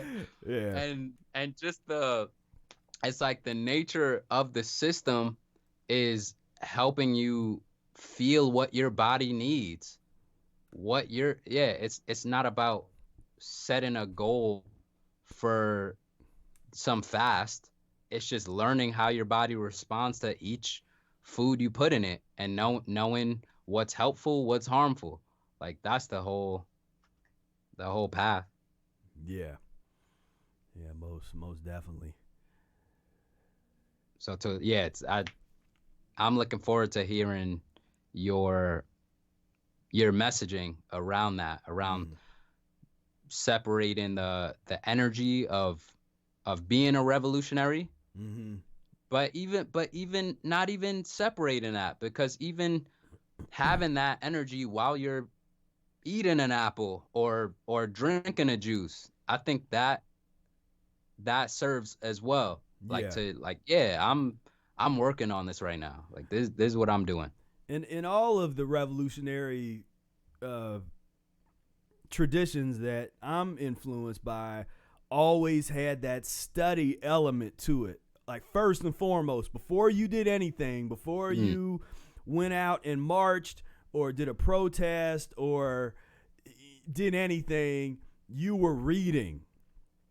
You know, and there's the famous stories with like the Black Panthers where they said where somebody came in and there was sort of the hardcore allure of these brothers with guns and that kind of, protecting ourselves and our community, and that would draw in a lot of young folks. So they thought that they were going to get their gun, they sign up like, yeah, I'm a Panther now, where's my gun? And they would say, they would hand them a stack of books and be like, you had to study for at least six weeks and pass some tests before you were going to be definitely before you be given a firearm, but before you could even claim that you're a part of the organization, you had to study. And I know that, kind of the Malcolm X tradition and the, Nation of Islam and the different, factions that came out of that, but still all of them, they all had in common was that study element that you were. And I was, as I talked about in some really old videos back in the day, I mean, that was a big part of the early formative stages of my transition, as I was studying a lot of those different revolutionary figures, and that energy. I just always really connected with that. But it was that, but the study part of it, I really loved that part, because that made so much sense to me. Where, if you read something like the autobiography of Malcolm X, or you kind of studied some of them kind of figures, I mean, they were studying, things, and going through, like when he was in prison, that, the famous stories of him, going through the dictionary, just analyzing the words, starting to kind of read between the lines, analyzing the etymology, understanding human nature on this different level, really looking at the culture and that kind of stuff. And so that's why I'm such an advocate of the educational part, and studying, because it's got to, for me, it's got to start there. You gotta, because I mean, even before you practice, you got to read the book. So like I said, this isn't it's not a by rote type of meaning by ear. Like, this isn't a 100% learn by ear. There's a lot that you can learn from talking to us and listening, watching the videos and listen, all that kind of stuff. So there's a lot you can learn by ear, but there is that study element. I guess if you just listen to the audiobook, that's by ear, but you still got to sit down and really digest the information, because it's so much more than just, like we always say, so much more than just a list of foods that you can and can't eat, and concepts around, just that kind of stuff is a whole other thing that comes to life when you read it. Definitely. Yeah. Comes to life. Yeah. But yeah, man. So, let's see what time. I guess we've been on a little while, but we kind of grooving. This is what happens. Where I'm always like, all right, we're just gonna talk for a couple hours, or an hour and a half, and then be like, 4 or 5 hours later, be like, oh, that always happens. But so tell everybody one more time, how can they get in touch with you? All your different outlets. All right. So one point I wanted to tack on to your emphasis on education before movement. When you hear these different revolutionaries speak, especially I was checking in on Huey, I don't want to butcher, Huey Newton, and Malcolm X, and just the way they articulated through their resistance to the societal chokehold, it just exceeded basic understanding. Like it. All right, let me see if I can put the words. The way they express themselves as far as resisting against that societal chokehold, it made it so they were forces that you couldn't easily put down, push away. They were so smart, so educated that you had to listen. Yeah. Yeah. So I wanted to say that. Yeah, no, that's a great point. Yeah, I mean these figures, they were more than just great organizers, you know, they were more than just great orators. I mean, they had the whole package, you know, where they could articulate and had so much, you know, they had the information and the wisdom and the history and just the study, and at the same time, you know, their message could connect with the community and with the people that needed to hear it. Yeah. And so it's, you know, so it's something to aspire to, and and that's something to me that's, you know, for the young folks to kind of keep hitting them with these with these figures, because it's almost like, I think public school, it has this effect of turning these figures into something boring, you know, because they're like, I want to study on Martin Luther King again, and you know, it's like, you know, and that's the fault of, that's just the fault of the system, because that's a public education. It's what you're supposed to be fed. You know, it's almost like them teaching these figures in a certain way that makes them boring on purpose, so that you don't check in. It's like, because okay, you got, you know, I don't know, Nicki Minaj or whoever, these, so over here with all the, you know, here the lights and camera and all the makeup, and we got the boob jobs, and you know, we got all the plastic surgery over here. It's like a flashing light, you know, it's like something shiny, and you know, and so it's like, but then over here we got Harriet Tubman.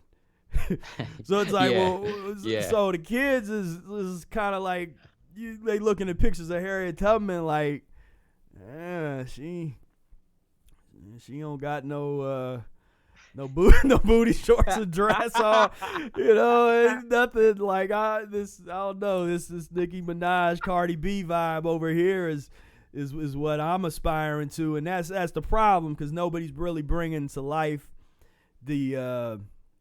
a real understanding of this light, of like fighting, you know, that life and death. Like this is a struggle, you know, this is what's happening. And so when the educators that are, because I put pressure on especially the history teachers in particular, out of all of the educators, and in you know, elementary school on up, you know, I had to put that history, you know, because that's the griot tradition. Y'all need to really step up and make an effort to really bring history to life, and especially some of these figures that and I know you're working, and I empathize with the struggle, because you're working against some messed up curriculum guidelines and certain things that you're not supposed to say and show and all that. So I understand, but still, you got to make that effort to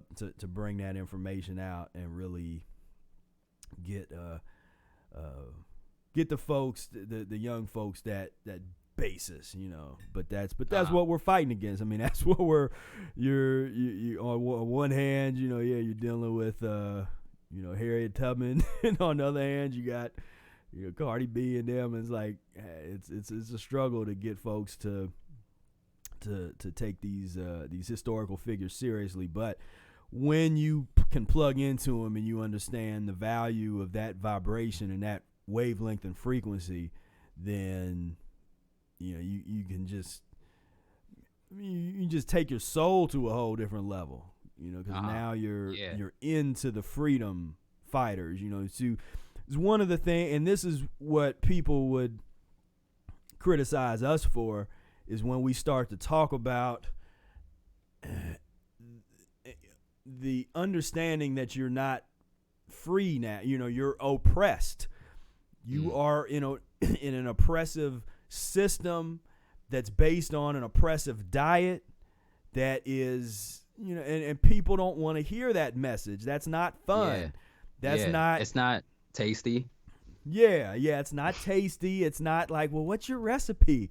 Where's your recipe? But it's like, no, we're talking about, like, man, we be ready. What are you gonna do if they come walking up the street with, if they come up with the tanks, or they show up at your door with the gun? Like, what do you have a plan?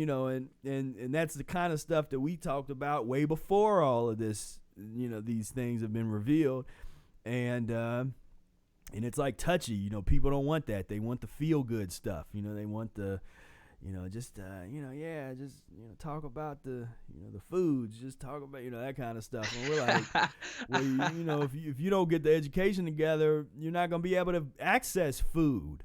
Because now we definitely gotta, we have to understand all the stuff that Michael Fathour talks about, getting your chain of title together and being able to protect. If you have land, understand what that even means, but just ownership of land, or creating the proper contracts, to even make that happen. Then once you get the land, then you got to have the folks that know how to grow stuff on it come to the table, and we got to grow our own food, and so that's, now we talking about creating a nation, creating a self-sustaining kind of community.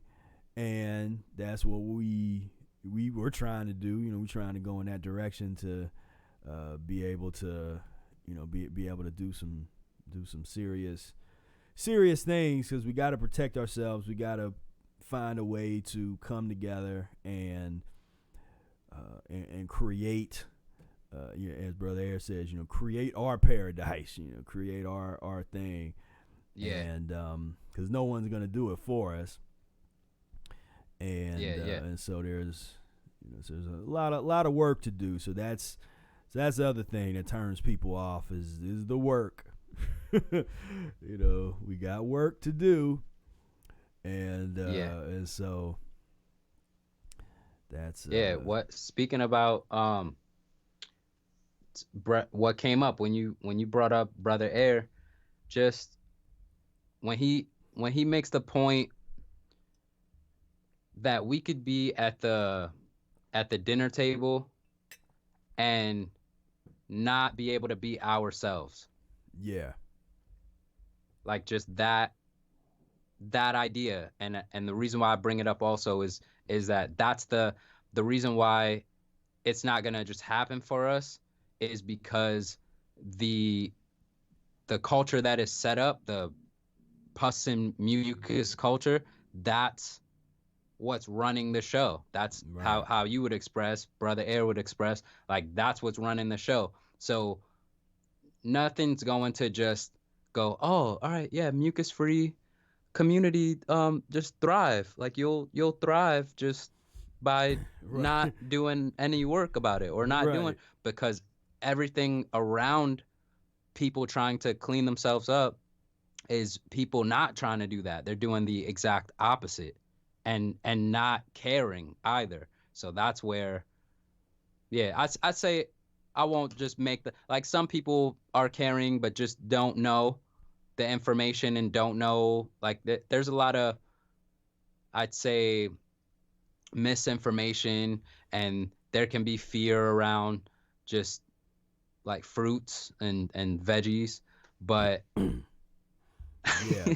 through that education, through the desire, through that attitude to really want and want to seek out, that's where you can find that power to then see what Professor Spira is talking about, and see that the work is cleaning yourself up and seeing, oh yeah, this can't sustain, like this won't sustain. We're sitting at this dinner table with death.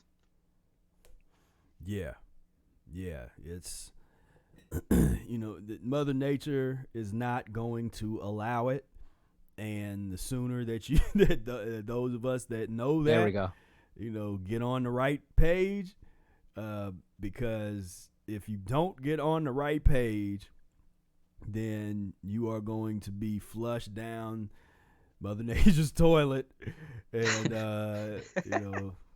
to just be real about it, I mean, it's gonna happen, and whatever the trigger is, we talk about viruses and all that kind of stuff, and I always had this, not always, but I've been saying, I believe in there is such a thing as a virus that's observable. It's microscopic. We can look at it. We can see the effect that it has. And Arnold Ehret observed that there is something that triggers elimination. That is, we call viruses, that are these little things. Ehret's message was that they are not the cause of any disease. They didn't create the disease. They triggered elimination of latent disease that was already stored in your body. Yeah. And so whether it's cold air or it's a little critter, some kind of little critter or a little virus or whatever it is, though, we have to understand those as triggers of elimination. And the filthier you are, the more likely you are to put yourself in grave danger by way of that kind of elimination. And so, and again, it doesn't matter what the trigger is. The question is, how clean are you, internally?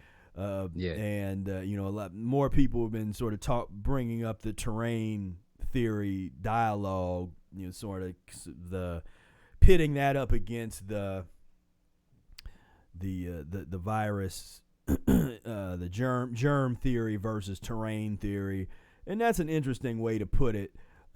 This is this is kind of a new. It's not new. I mean, the theory is but putting it that way, it's a newer kind of thing in terms of just the recent past 10, 15 years. A lot of people haven't promoted that as a concept, saying germ theory versus the terrain, but I think is a good way to put it, because the terrain, meaning just the body, if you're totally filled up with a bunch of waste and the lymphatic system is not functioning and moving, everything is sort of coming to a standstill in terms of your circulation, then that's what the critters are looking for.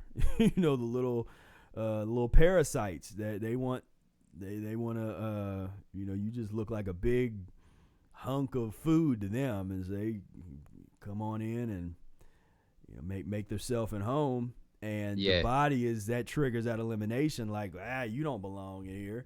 And and like I said, in most cases, that's a great thing. Those eliminations, if you know what to do, and the proper way to, whether you're fasting or eating mucus-free or whatever you're doing, if you know how to do that, then you can get to the other end of that with no problem with whatever the elimination is. But they wonder why so many people start going through eliminations, and then they're being fed, meatloaf and chicken thigh, and hot dog, and all this kind of stuff, and grilled cheese.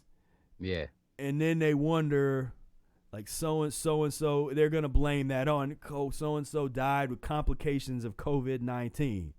BS. They died complication of pus and mucus poisoning. And you can't be like, oh, so and so died of COVID-19 and they were having grilled cheese and bacon sandwiches.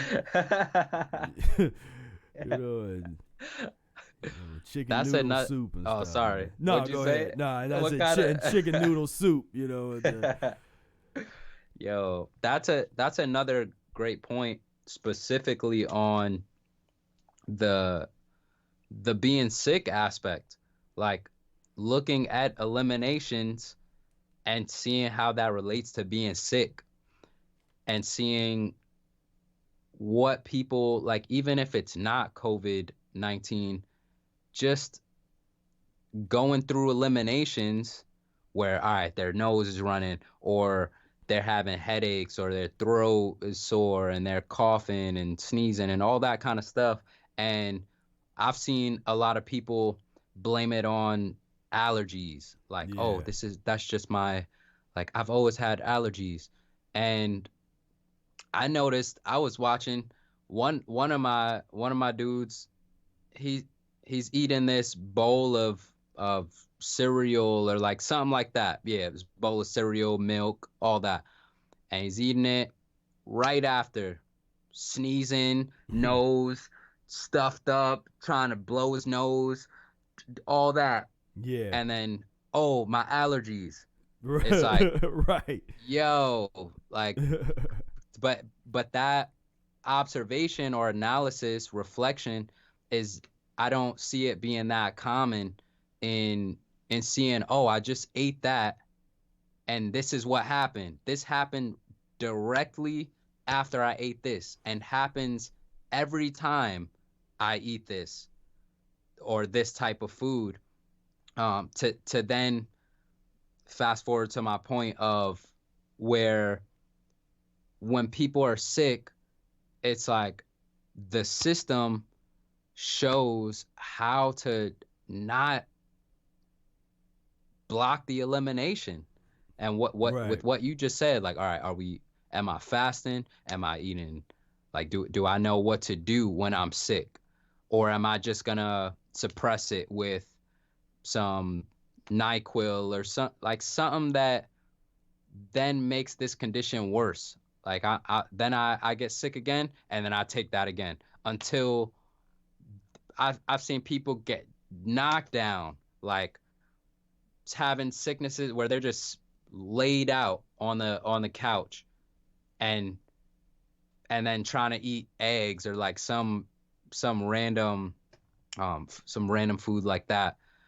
And yeah, it's it's sad just seeing that, because I see it a lot. It's that's more of a common observance that I have, Yeah. where people are eliminating, but that don't know how to deal with it, and then it seems like it's better, but it's not. And then you can see that, and yeah, man. Yeah. Yeah. I mean, that's it. I'm gonna show everybody this graph. This was given to me actually by a chiropractor friend of mine, and they talk amongst themselves, and they're kind of in nearby the medical folks. And so this was making its rounds. So this is from the National Center for Health Statistics Mortality Surveillance System, the CDC. So we should respect it, CDC, everybody. But this is the pneumonia deaths by year. And so, usually the pneumonia deaths are, been kind of consistent from year to year. But for some reason this year, when all the COVID-19 stuff happened, all of a sudden, miraculously, the pneumonia deaths plummeted. My word.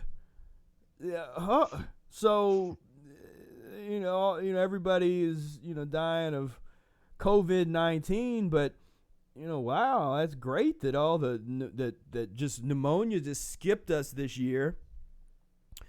That's, wow. That's really amazing. Yeah. So we're almost cured pneumonia, but we got the COVID-19 happening. And so I mean, even with, and this is their data. mean, this isn't. Yeah. This isn't even Yeah. something that would be real for us. I mean, this is so fake that they can't even do a better job with faking their statistics. Because it doesn't take someone real intelligent to say, well, wait a minute, if these are the people that normally die from pneumonia according to the statistics, and all of a sudden when COVID-19 supposedly comes out that they stop diagnosing people of dying of pneumonia and they started diagnosing people of dying of COVID-19. Yeah. I mean, it's very simple. It's like this stuff. I mean, they've just done such a great job of just totally just, like you say, the numbers don't make sense at all. So even if you're into that, even if you're into your mainstream apple pie American cheeseburger eating folks, these numbers even for you shouldn't make any sense to have the kind of fear. But that's how leveraging that fear along with the ignorance, along with don't study anything, don't analyze anything for yourself, just listen to what we tell you, what we say is the law.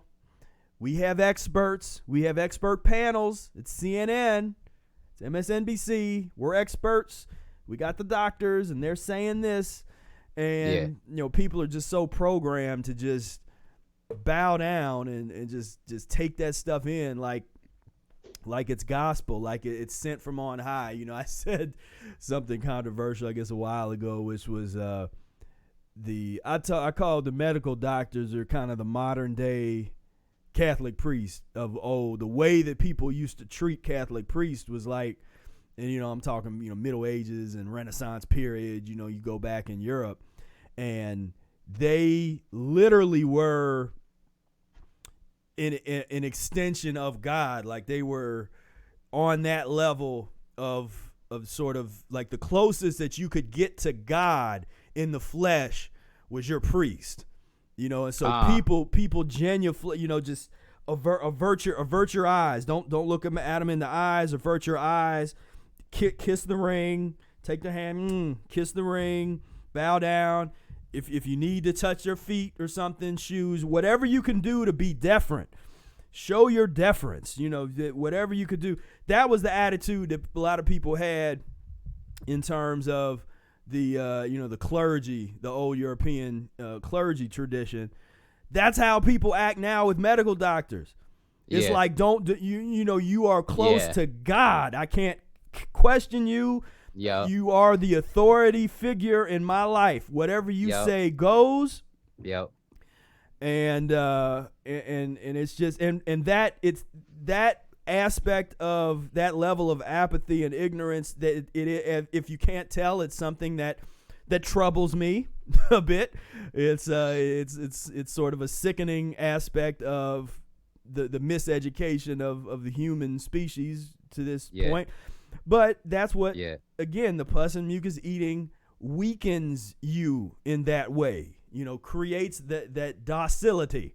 The docile humans that just turn over and just say, whatever you got for me. Yeah, you take away my freedoms. It's for the good. It's for the good of all of us, so that we don't transmit this horrible, invisible culprit. This disease, and they've just such a beautiful job. I mean, just objectively speaking, I have to take my hat off to them. Good job, oppressors. You want one for you guys. You score one for you. Score one for y'all. Y'all really did a good job. So hopefully we can enough of us can get to studying and get to then coming together and organize ourselves so that we can be a little better prepared moving forward, so that none of this is surprising, and we can deal with whatever's coming down the pike. Because Yeah. don't think nothing's coming down the pike. That's the thing. Don't think that. So I'm not here to fearmonger. I'm here to inspire you to study and prepare. Study and prepare. Be prepared for whatever is gonna be coming. Don't be scared. I'm not into that. I'm not into getting people riled up and scared. I would like to see some people riled up because of righteous indignation. The freedom fighters. That kind of thing. Like, we're gonna do what we're gonna do, and we'll deal with whatever they throw at us. We're not going to run away. We're not going to cower in the corner. We're not going to genuflect and kiss the ring. We're going to, stand up and say what we want to say and do what we want to do, as long as it's not hurting nobody. And Yeah, that was one thing I was curious about, and I brought up my thoughts in the last meeting on Wednesday, where because of this shelter in place sort of deal, with the limiting ability to gather, there's that there's the restriction of creating a movement. Right. So like we're looking up Black Panthers, checking out how laws started being put out that blocks them from doing certain things of their certain activities in their movement, and noticing, okay, now it's very great, as you would say, as you said, tipping your hat off to what they've done, or what's happened here is to where, all right, gatherings, that's illegal. Right. Like like not even a few people, none of that. So it's very, I find it very intriguing that this is the reality currently of, okay, well, how does one prepare in that group fashion of being able to have a solidarity with our fellow brothers and sisters, and non-binary, and just everyone who wants to stand together, not bow down to all this, like, if it is forced, the forced sterilization, to the, all right, stay home. Even though, I know there's that side of, okay, it's for health, for your public safety, you could be asymptomatic. Like, I hear a lot of the different points, but also just I don't feel right inside with the tactics that are happening, or just with this whole circumstance. Like, it doesn't feel right, and that we are compromised in that sense of not being able to congregate, and it be sort of like a natural occurrence. Now it's like spotlit, because no one is gathering, no one else is out, you're just out. So it just leaves that potential for for things to escalate. Yeah. And it's a hard lesson to learn, and it's a lot of people bring it up. I want to say it's overused, but I mean, we have to understand and really wrap your mind around something, particularly like the Holocaust, Jewish Holocaust and World War I, when there, and in any time where there's this some kind of domination, there's got to be the enemy, to do, and so to have a public backing to unlawfully round up people and cart them off somewhere to an internment camp. Of course, we have to give due credit to the United States of America, which created the internment camp process in which the Nazis studied to create their stuff. Yeah. Same thing with the forced sterilization. That was an American, that developed that on a high level, and so the Nazis studied that. And other places around the world studied United States. So, don't ever put the United States off the hook. We got to understand, that but it was a pus recognized pus, and so they're like, well, those look like good books. Let's implement that. Now once you start with the once you escalate forced sterilization to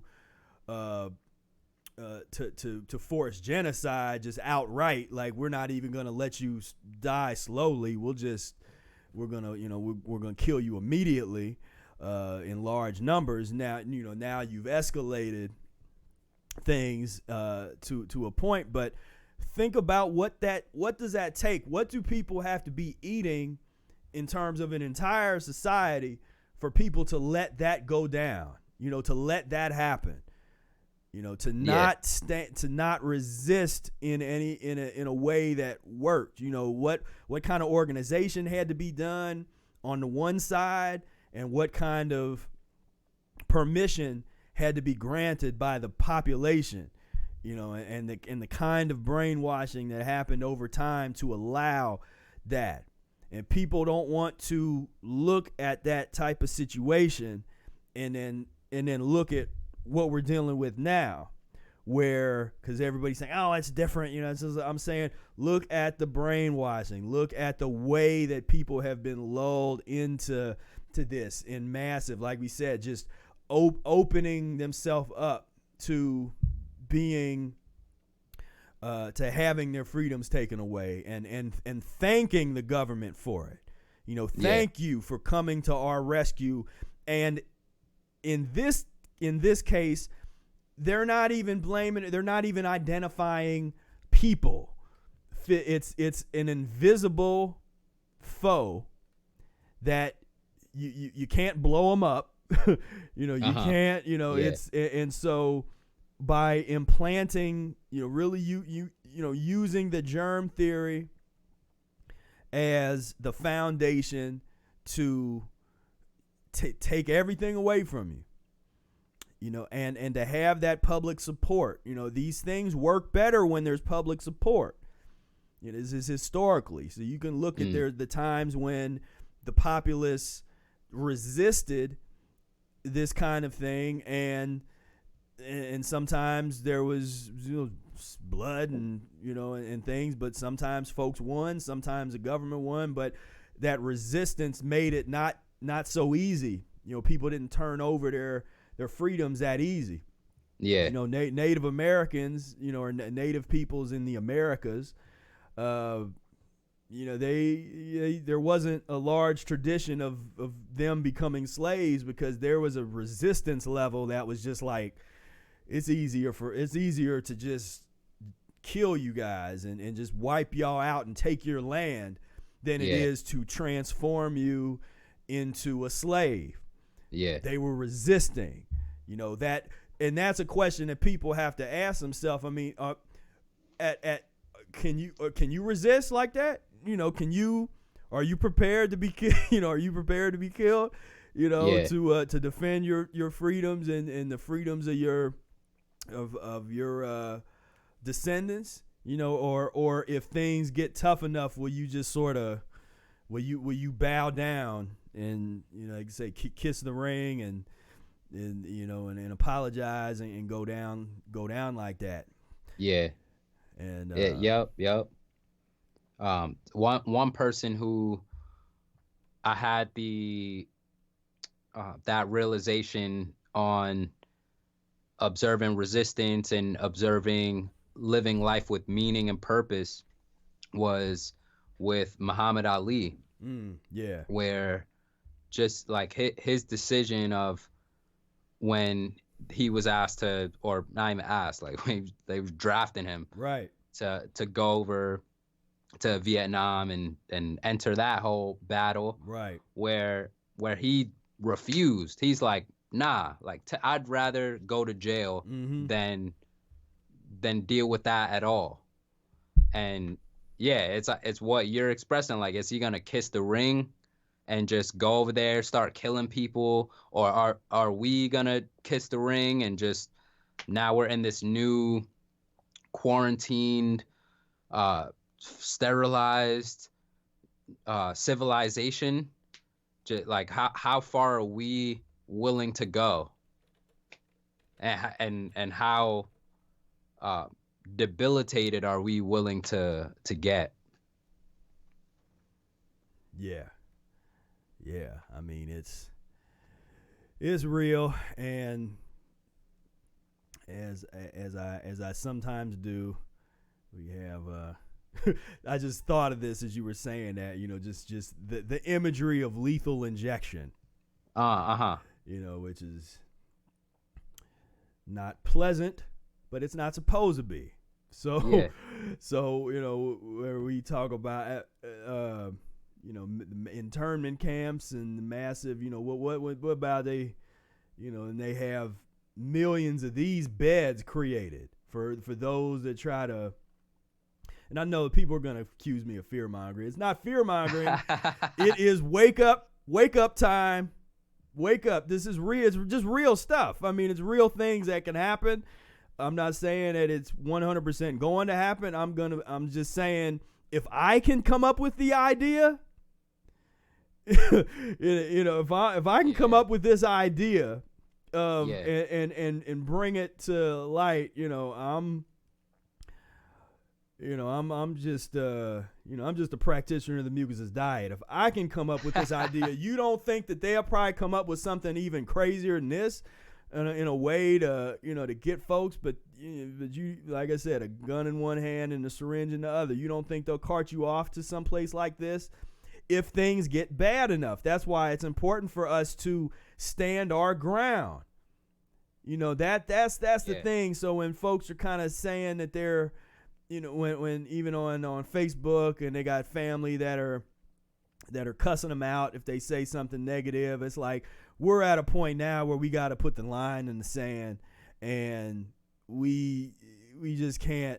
I mean, if it means that we turn people off that are close to us and they no longer close to us, or whatever it is, then we just gonna have to deal with that. Because it's. I mean, we don't have time to be messing around, and I still haven't done my little Tuskegee. I was gonna do a video of the Tuskegee experiment, where for folks that don't know, that they basically lied. They got a bunch of poor black people together. They lied to them about what they were doing. They said, "Oh, we're giving you free health care." We've heard that before. "Oh, we're giving you free health care. We're going to take care of you." And they shot them up with syphilis. So again, you're gonna genuflect to this. You're gonna kiss the ring of this. This is your close to God figure, the medical doctors that's doing this that have a tradition of doing this, because this isn't an isolated incident. This is one of the most famous. But there's a whole list of these. We could just these crazy, sadistic, inhumane experimentation on other human beings. That part definitely, that saddens me. Like every time I think about those kind of human beings, where when you mentioned earlier in this interview and this conversation, where you were bringing up psychopaths, just bringing up that character, and just like you're feeling like you're superior. Like that's even another characteristic of certain people, like having this superior, I guess people call it superior complex, where you want to take out an entire race, or you don't see this human being as your level in terms of just being human beings. Like, you see them as less than a human being. So now you're deciding to not even just take them, but more deceive them. Like, we've already witnessed the taking of Africans, and with this situation, you're sort of coaxing them and all right, yeah, we're gonna help you, like, to show up as a savior, and then to just deceive and wipe out people through these sort of experimentations. That, like, yeah, every time I think about things of that nature, I'm complexed or perplexed rather, and just, yeah, I'm still trying to wrap my mind, like, the pus and mucus culture, like that, to be emphasized in this is how it affects your thinking and affects your chemistry, just how your vibration is, your frequency, to do something like this. Like, that's why Professor Spira and Brother Air constantly mention, if pus and mucus was out of this equation, like, you see all of this, people sticking needles in this person, injecting them with some crap and with some quote vaccine unquote. It's like, if you take pus and mucus out of that equation, if they were eating fruits and vegetables, if these people here were eating fruits and vegetables, do you think that would be the behavior that's happening? Would it be a behavior of poisoned internal organs, and just poisoned internal tissues, and deteriorating bones, and deteriorating nerves, all cells? Like, do you think the condition of acidic waste, obstructed decomposing organs and flesh and your whole circulatory system, do you think that would reflect positivity? No. So that's where the pus and mucus culture, that's why if they were eating fruits and green leafy vegetables, well, not even that, just the equation, if pus and mucus was not in this equation, how would that be? I hope that was clear. Most definitely. Nah, it's very, very clear. It was very, very clear, and very important message, and important to discuss, and to do so in the in concert with the images that are a call from our ancestors. This is history. This is not a conspiracy theory. This is not this may or may not happen. This is, do you know your history? Do you know if they can do it once, they've done it more times, and they will do it again. Yeah. And so these are the people that you're going to trust. Because, and people say, oh, it's different now. No, it's not different now. Yeah. It's even more prepared now. Like, it's more advanced. It's more advanced. Anytime when you know something is corrupt, when you start looking into the case law and how the courts protect the medical industry and the vaccine makers, and there's the Supreme, and I don't have it on top of my head, but I'd recently read, and somebody had brought up some of the Supreme Court, where they had taken this thing into the Supreme Court. People, they had given a young person, a child, vaccine, and that child was perfectly fine walking in there, and then when they left, they had some terrible disease and illness, and bad symptoms after that. And this is a story that happens a number of times, but this one went to the Supreme Court, where they said, we should have the permission to be able to sue the pharmaceutical industry or the vaccine makers if it harms us like this. If we take this and it's supposed to be safe, it's something that some people have to take for their jobs or the government job or whatever it is, yet you give it to some folks, and if they're too sensitive to it, they have a bad reaction to it, well, you're out of luck. Well, what if this person that now you're stuck in the medical system, and to feel some semblance of relief, now they got you on the drugs. They got you on treatments that are $10,000, $20,000 a pop. Yeah. Well, how you gonna pay for that? Well, they don't care, and that's what I'm talking about. Sociopathy. Understand it. Study it. Understand that the people behind all of this stuff, they don't care about you. They don't feel nothing for you. Don't give them that type of humanity. Don't think that and try to reason with them through emotion. It's not going to work. They don't care. They don't feel you. Yeah. And so, and that's just something that I'm seeing, where people trying to reason with people through empathy. It's not going to work with these people. You know, the people that do this, you're not, how are you going to, I mean, that's like a pipe dream. That's something that only happens in movies. You know, it's like you reasoned with them, and it's sickening also when it happens in like slave movies. That's always that's the arc of the slave goes through all this stuff, and then at the end old master sees the light and sees that he was wrong, and he lets and he lets Toby go. It's that I'm so sick of that. Them stories. I mean, we got to look at these people and understand what they are. And until they get into doing some enemas, until they start getting themselves together, eating some fruits and green leafy vegetables and cleaning themselves up, they are the enemy. They are sociopathic, pus-eating zombies coming for you. And so we just got to be real about it.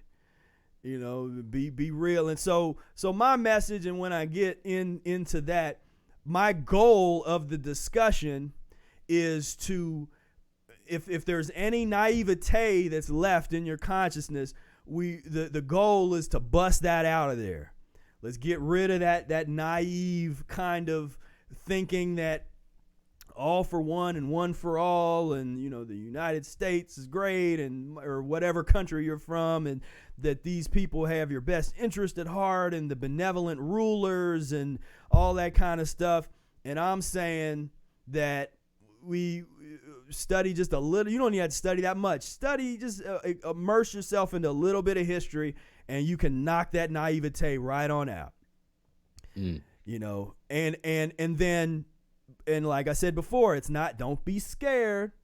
Like Brother said, don't get scared if it gets too real. That's and it's the same with all this. It's all connected. Don't get scared if it gets too real.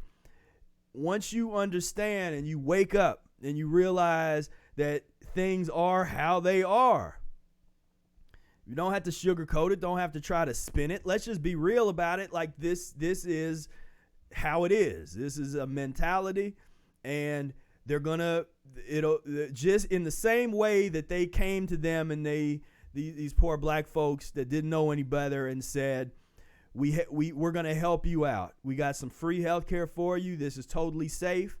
And we're giving it to you with a smile. Look at this guy. He's smiling as he's pumping syphilis into this poor man's arm. You think these people went away? That they're not among us anymore? That the 60s is just these folks, the folks that participated in the lynch mobs, you think they're gone? They're not gone.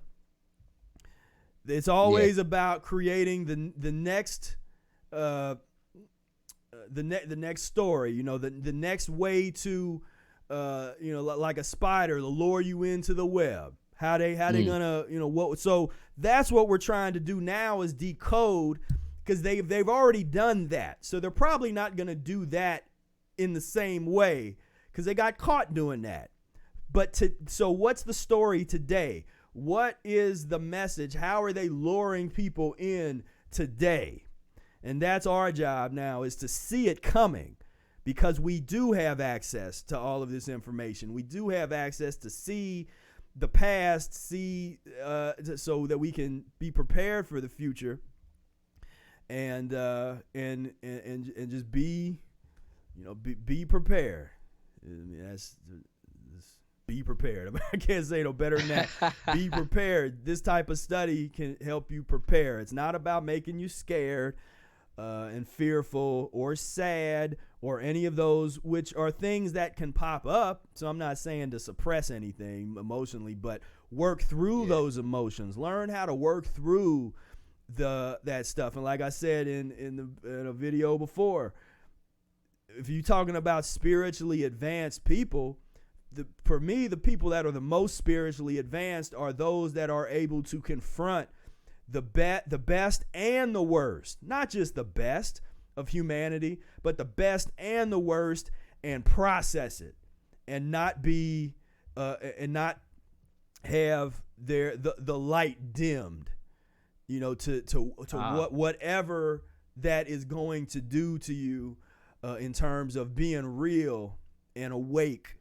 of what's actually happening and what has happened. That to me is those are the spiritual figures that I'm most interested in, that confront the worst that has happened and are able to maintain their humanity, maintain their dignity, and not cower in fear, but stand up and resist. Yeah, I do. When you mentioned on one of your recent videos, I did appreciate your expression of the spiritually advanced being those type of characters that can listen to both sides and just still be strong, not of running away or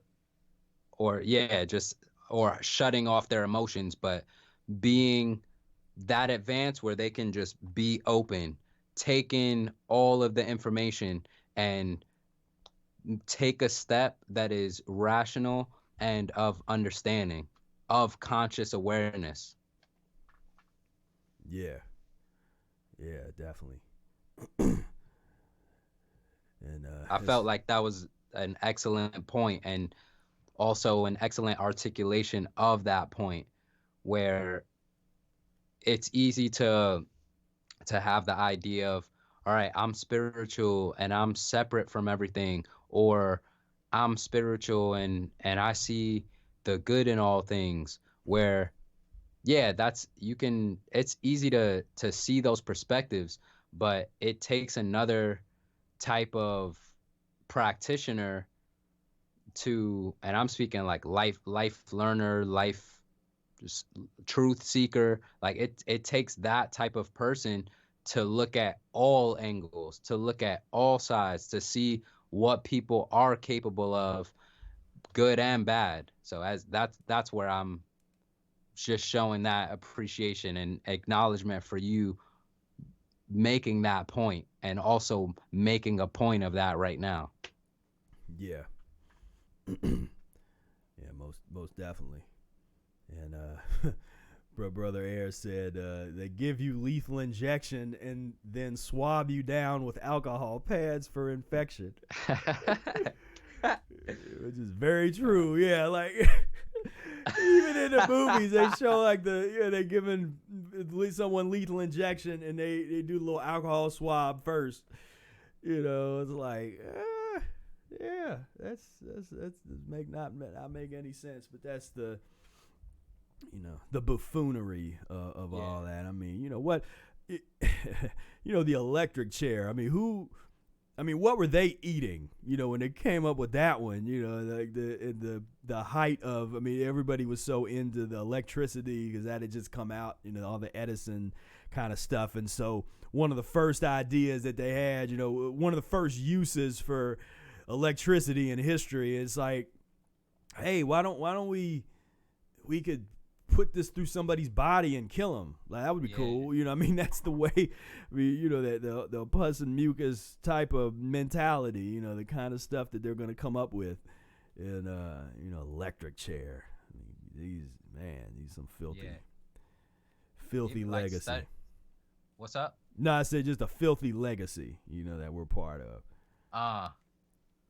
Yeah, like just the study of how the body works, because I've thought about that kind of, where you go, all right, so if this body is more of an electric circuit, so to speak, like if we are of this electricity, and if we shock it, this is how the specimen can, like that kind of thought process. Yeah. Like, all right, how can you, where are the vital targets?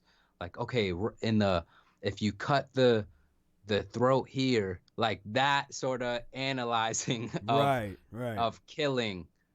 Yeah, definitely. Making the science of killing, when they can't figure out the science of healing, they can figure out the science of killing, and the science of sewing something together. The emergency room science, they did a good job with that.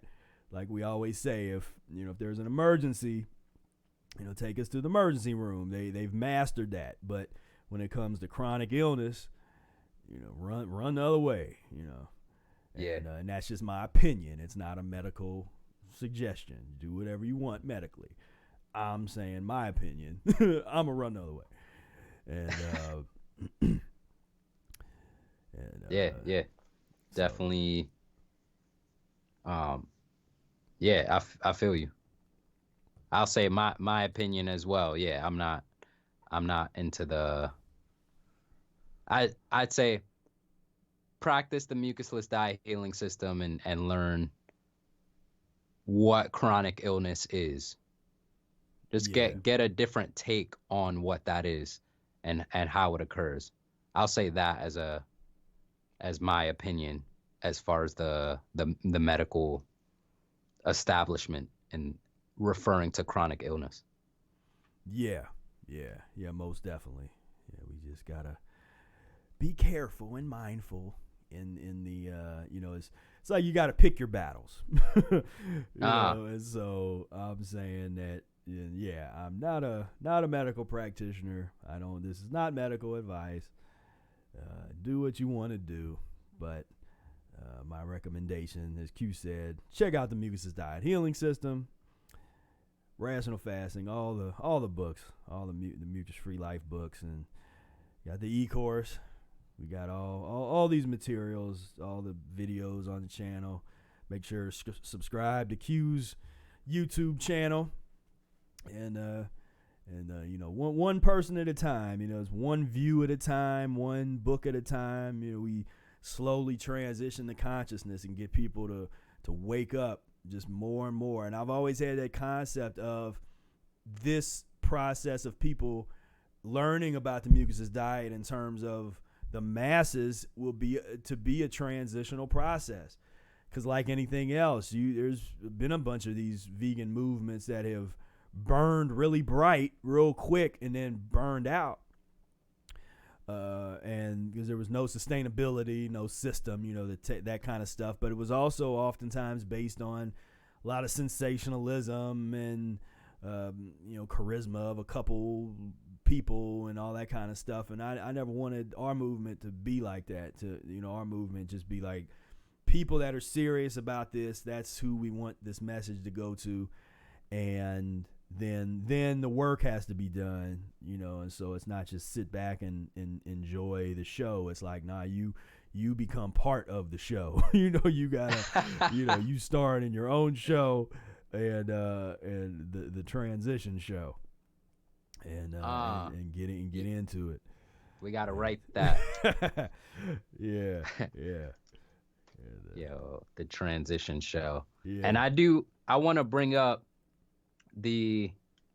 so when I got into the system, I had the book, right? I got the PDF and just got into that. And now I'm working my way through the Mucusless Diet Healing System e-course, and it's it's so extensive where if you listen to Professor Spira's recommendation on the e-course, where he'll bring up, okay, am I or not am I? He'll bring up, listen to this while reading the Mucusless Diet Healing System. Get both. What is both ways of interpreting information, where you're doing it auditory, also with the visual. If you're reviewing those lessons before the next lesson, taking notes as you're going through, it really ingrains this knowledge, and you can see how Professor designed it, where it'll help you understand each lesson as you go through. Like I'm still early on in the lessons, but because of the way the course is lined up or laid out, it lends itself to really digest the information one bit at a time. So that's, yeah, you mentioned the e-course, and I just wanted to bring up how beneficial I found it, even just like already been taught the principles, but not how deep it can go still. Yeah, I appreciate that. and that was a goal. You know, that's what I was trying to do with that. You know, spent a long time on it, and I'm glad that folks are, you know, really finding it beneficial and getting something from it. Because I felt that would just be especially because, you know, the original book was meant to be along with a course. You know, a lot of people forget that it was the Mucusless Diet Healing System book that we have inherited. In its original form was a textbook to go along with a course that was taught in person by Professor Arnold Ehret. And so there is definitely elaboration, and that's one of the, and I can tell that, you know, when you're looking at the books, and when certain things, that the reason I think that some things aren't necessarily elaborated was because those were things that would be elaborated in person, you know, and discussed in more detail. So it's like the ideas are there, and sort of the that framework is in the book, but it doesn't go into much depth because there's some of that thing that's what you do in person in a lot of these type of courses.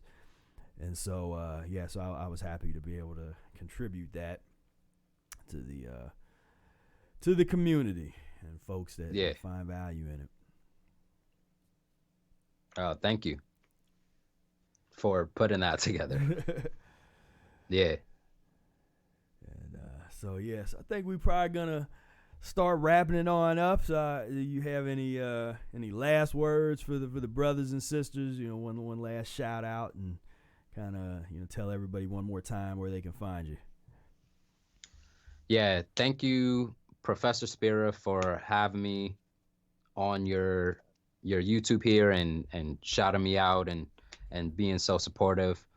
Shout out to Mimi Zulu, the Band of Loons, Solar Blaze, Mom and Dad, Janet Ortiz, Vincent Owens, my aunt, Susan Ortiz, Chan family, Lohan Qigong, Choli Kung Fu, and just all of y'all for tuning in and showing your interest and having fun on the chat. And I see Teresa's asking about the e-course, if it's still available. And you can find me. My website's qortiz.com. So there's like a more organized system of my YouTube videos. I'm going to add on the Mucusless Diet Healing System videos in the video section in the blog. Then on Facebook, Q space Rich space Ortiz, Ortiz. On Instagram at QORTIZQI. And then my email is QORTIZ36@gmail.com. And as far as a message that I will share, like last words. Like if I was to die, let's see. Let me I'd say really take the time to get inside yourself, whatever that means to you. Get inside you, and one inspiring quote that I've found to be of help is leave your heart on the stage. Yeah, leave your heart on the stage. I like that. Yeah, you know, and that's real. So I want to thank everybody for tuning in. As usual, to answer Teresa, you can find a link to the e-course. The sales page is down below in the comment section. Just look for where it says Mucus Diet e-course, and you can get enrolled, get plugged in, and everybody else, if you're interested, whether it's just getting the book, getting the e-course, just whatever it is, get into your studying. Use the resources that we have at our disposal, with the internet and everything. Once the libraries open back up, we have access to that. Don't take any of that stuff for granted. This is the information age, but not a lot of people know how to extract information properly. The right information at the right time. The proper extraction can change your life, and so it's important to don't take for granted what we have in terms of access to information, especially when, as we can see, it can be taken away from us if we're not vigilant and we don't resist and stand up.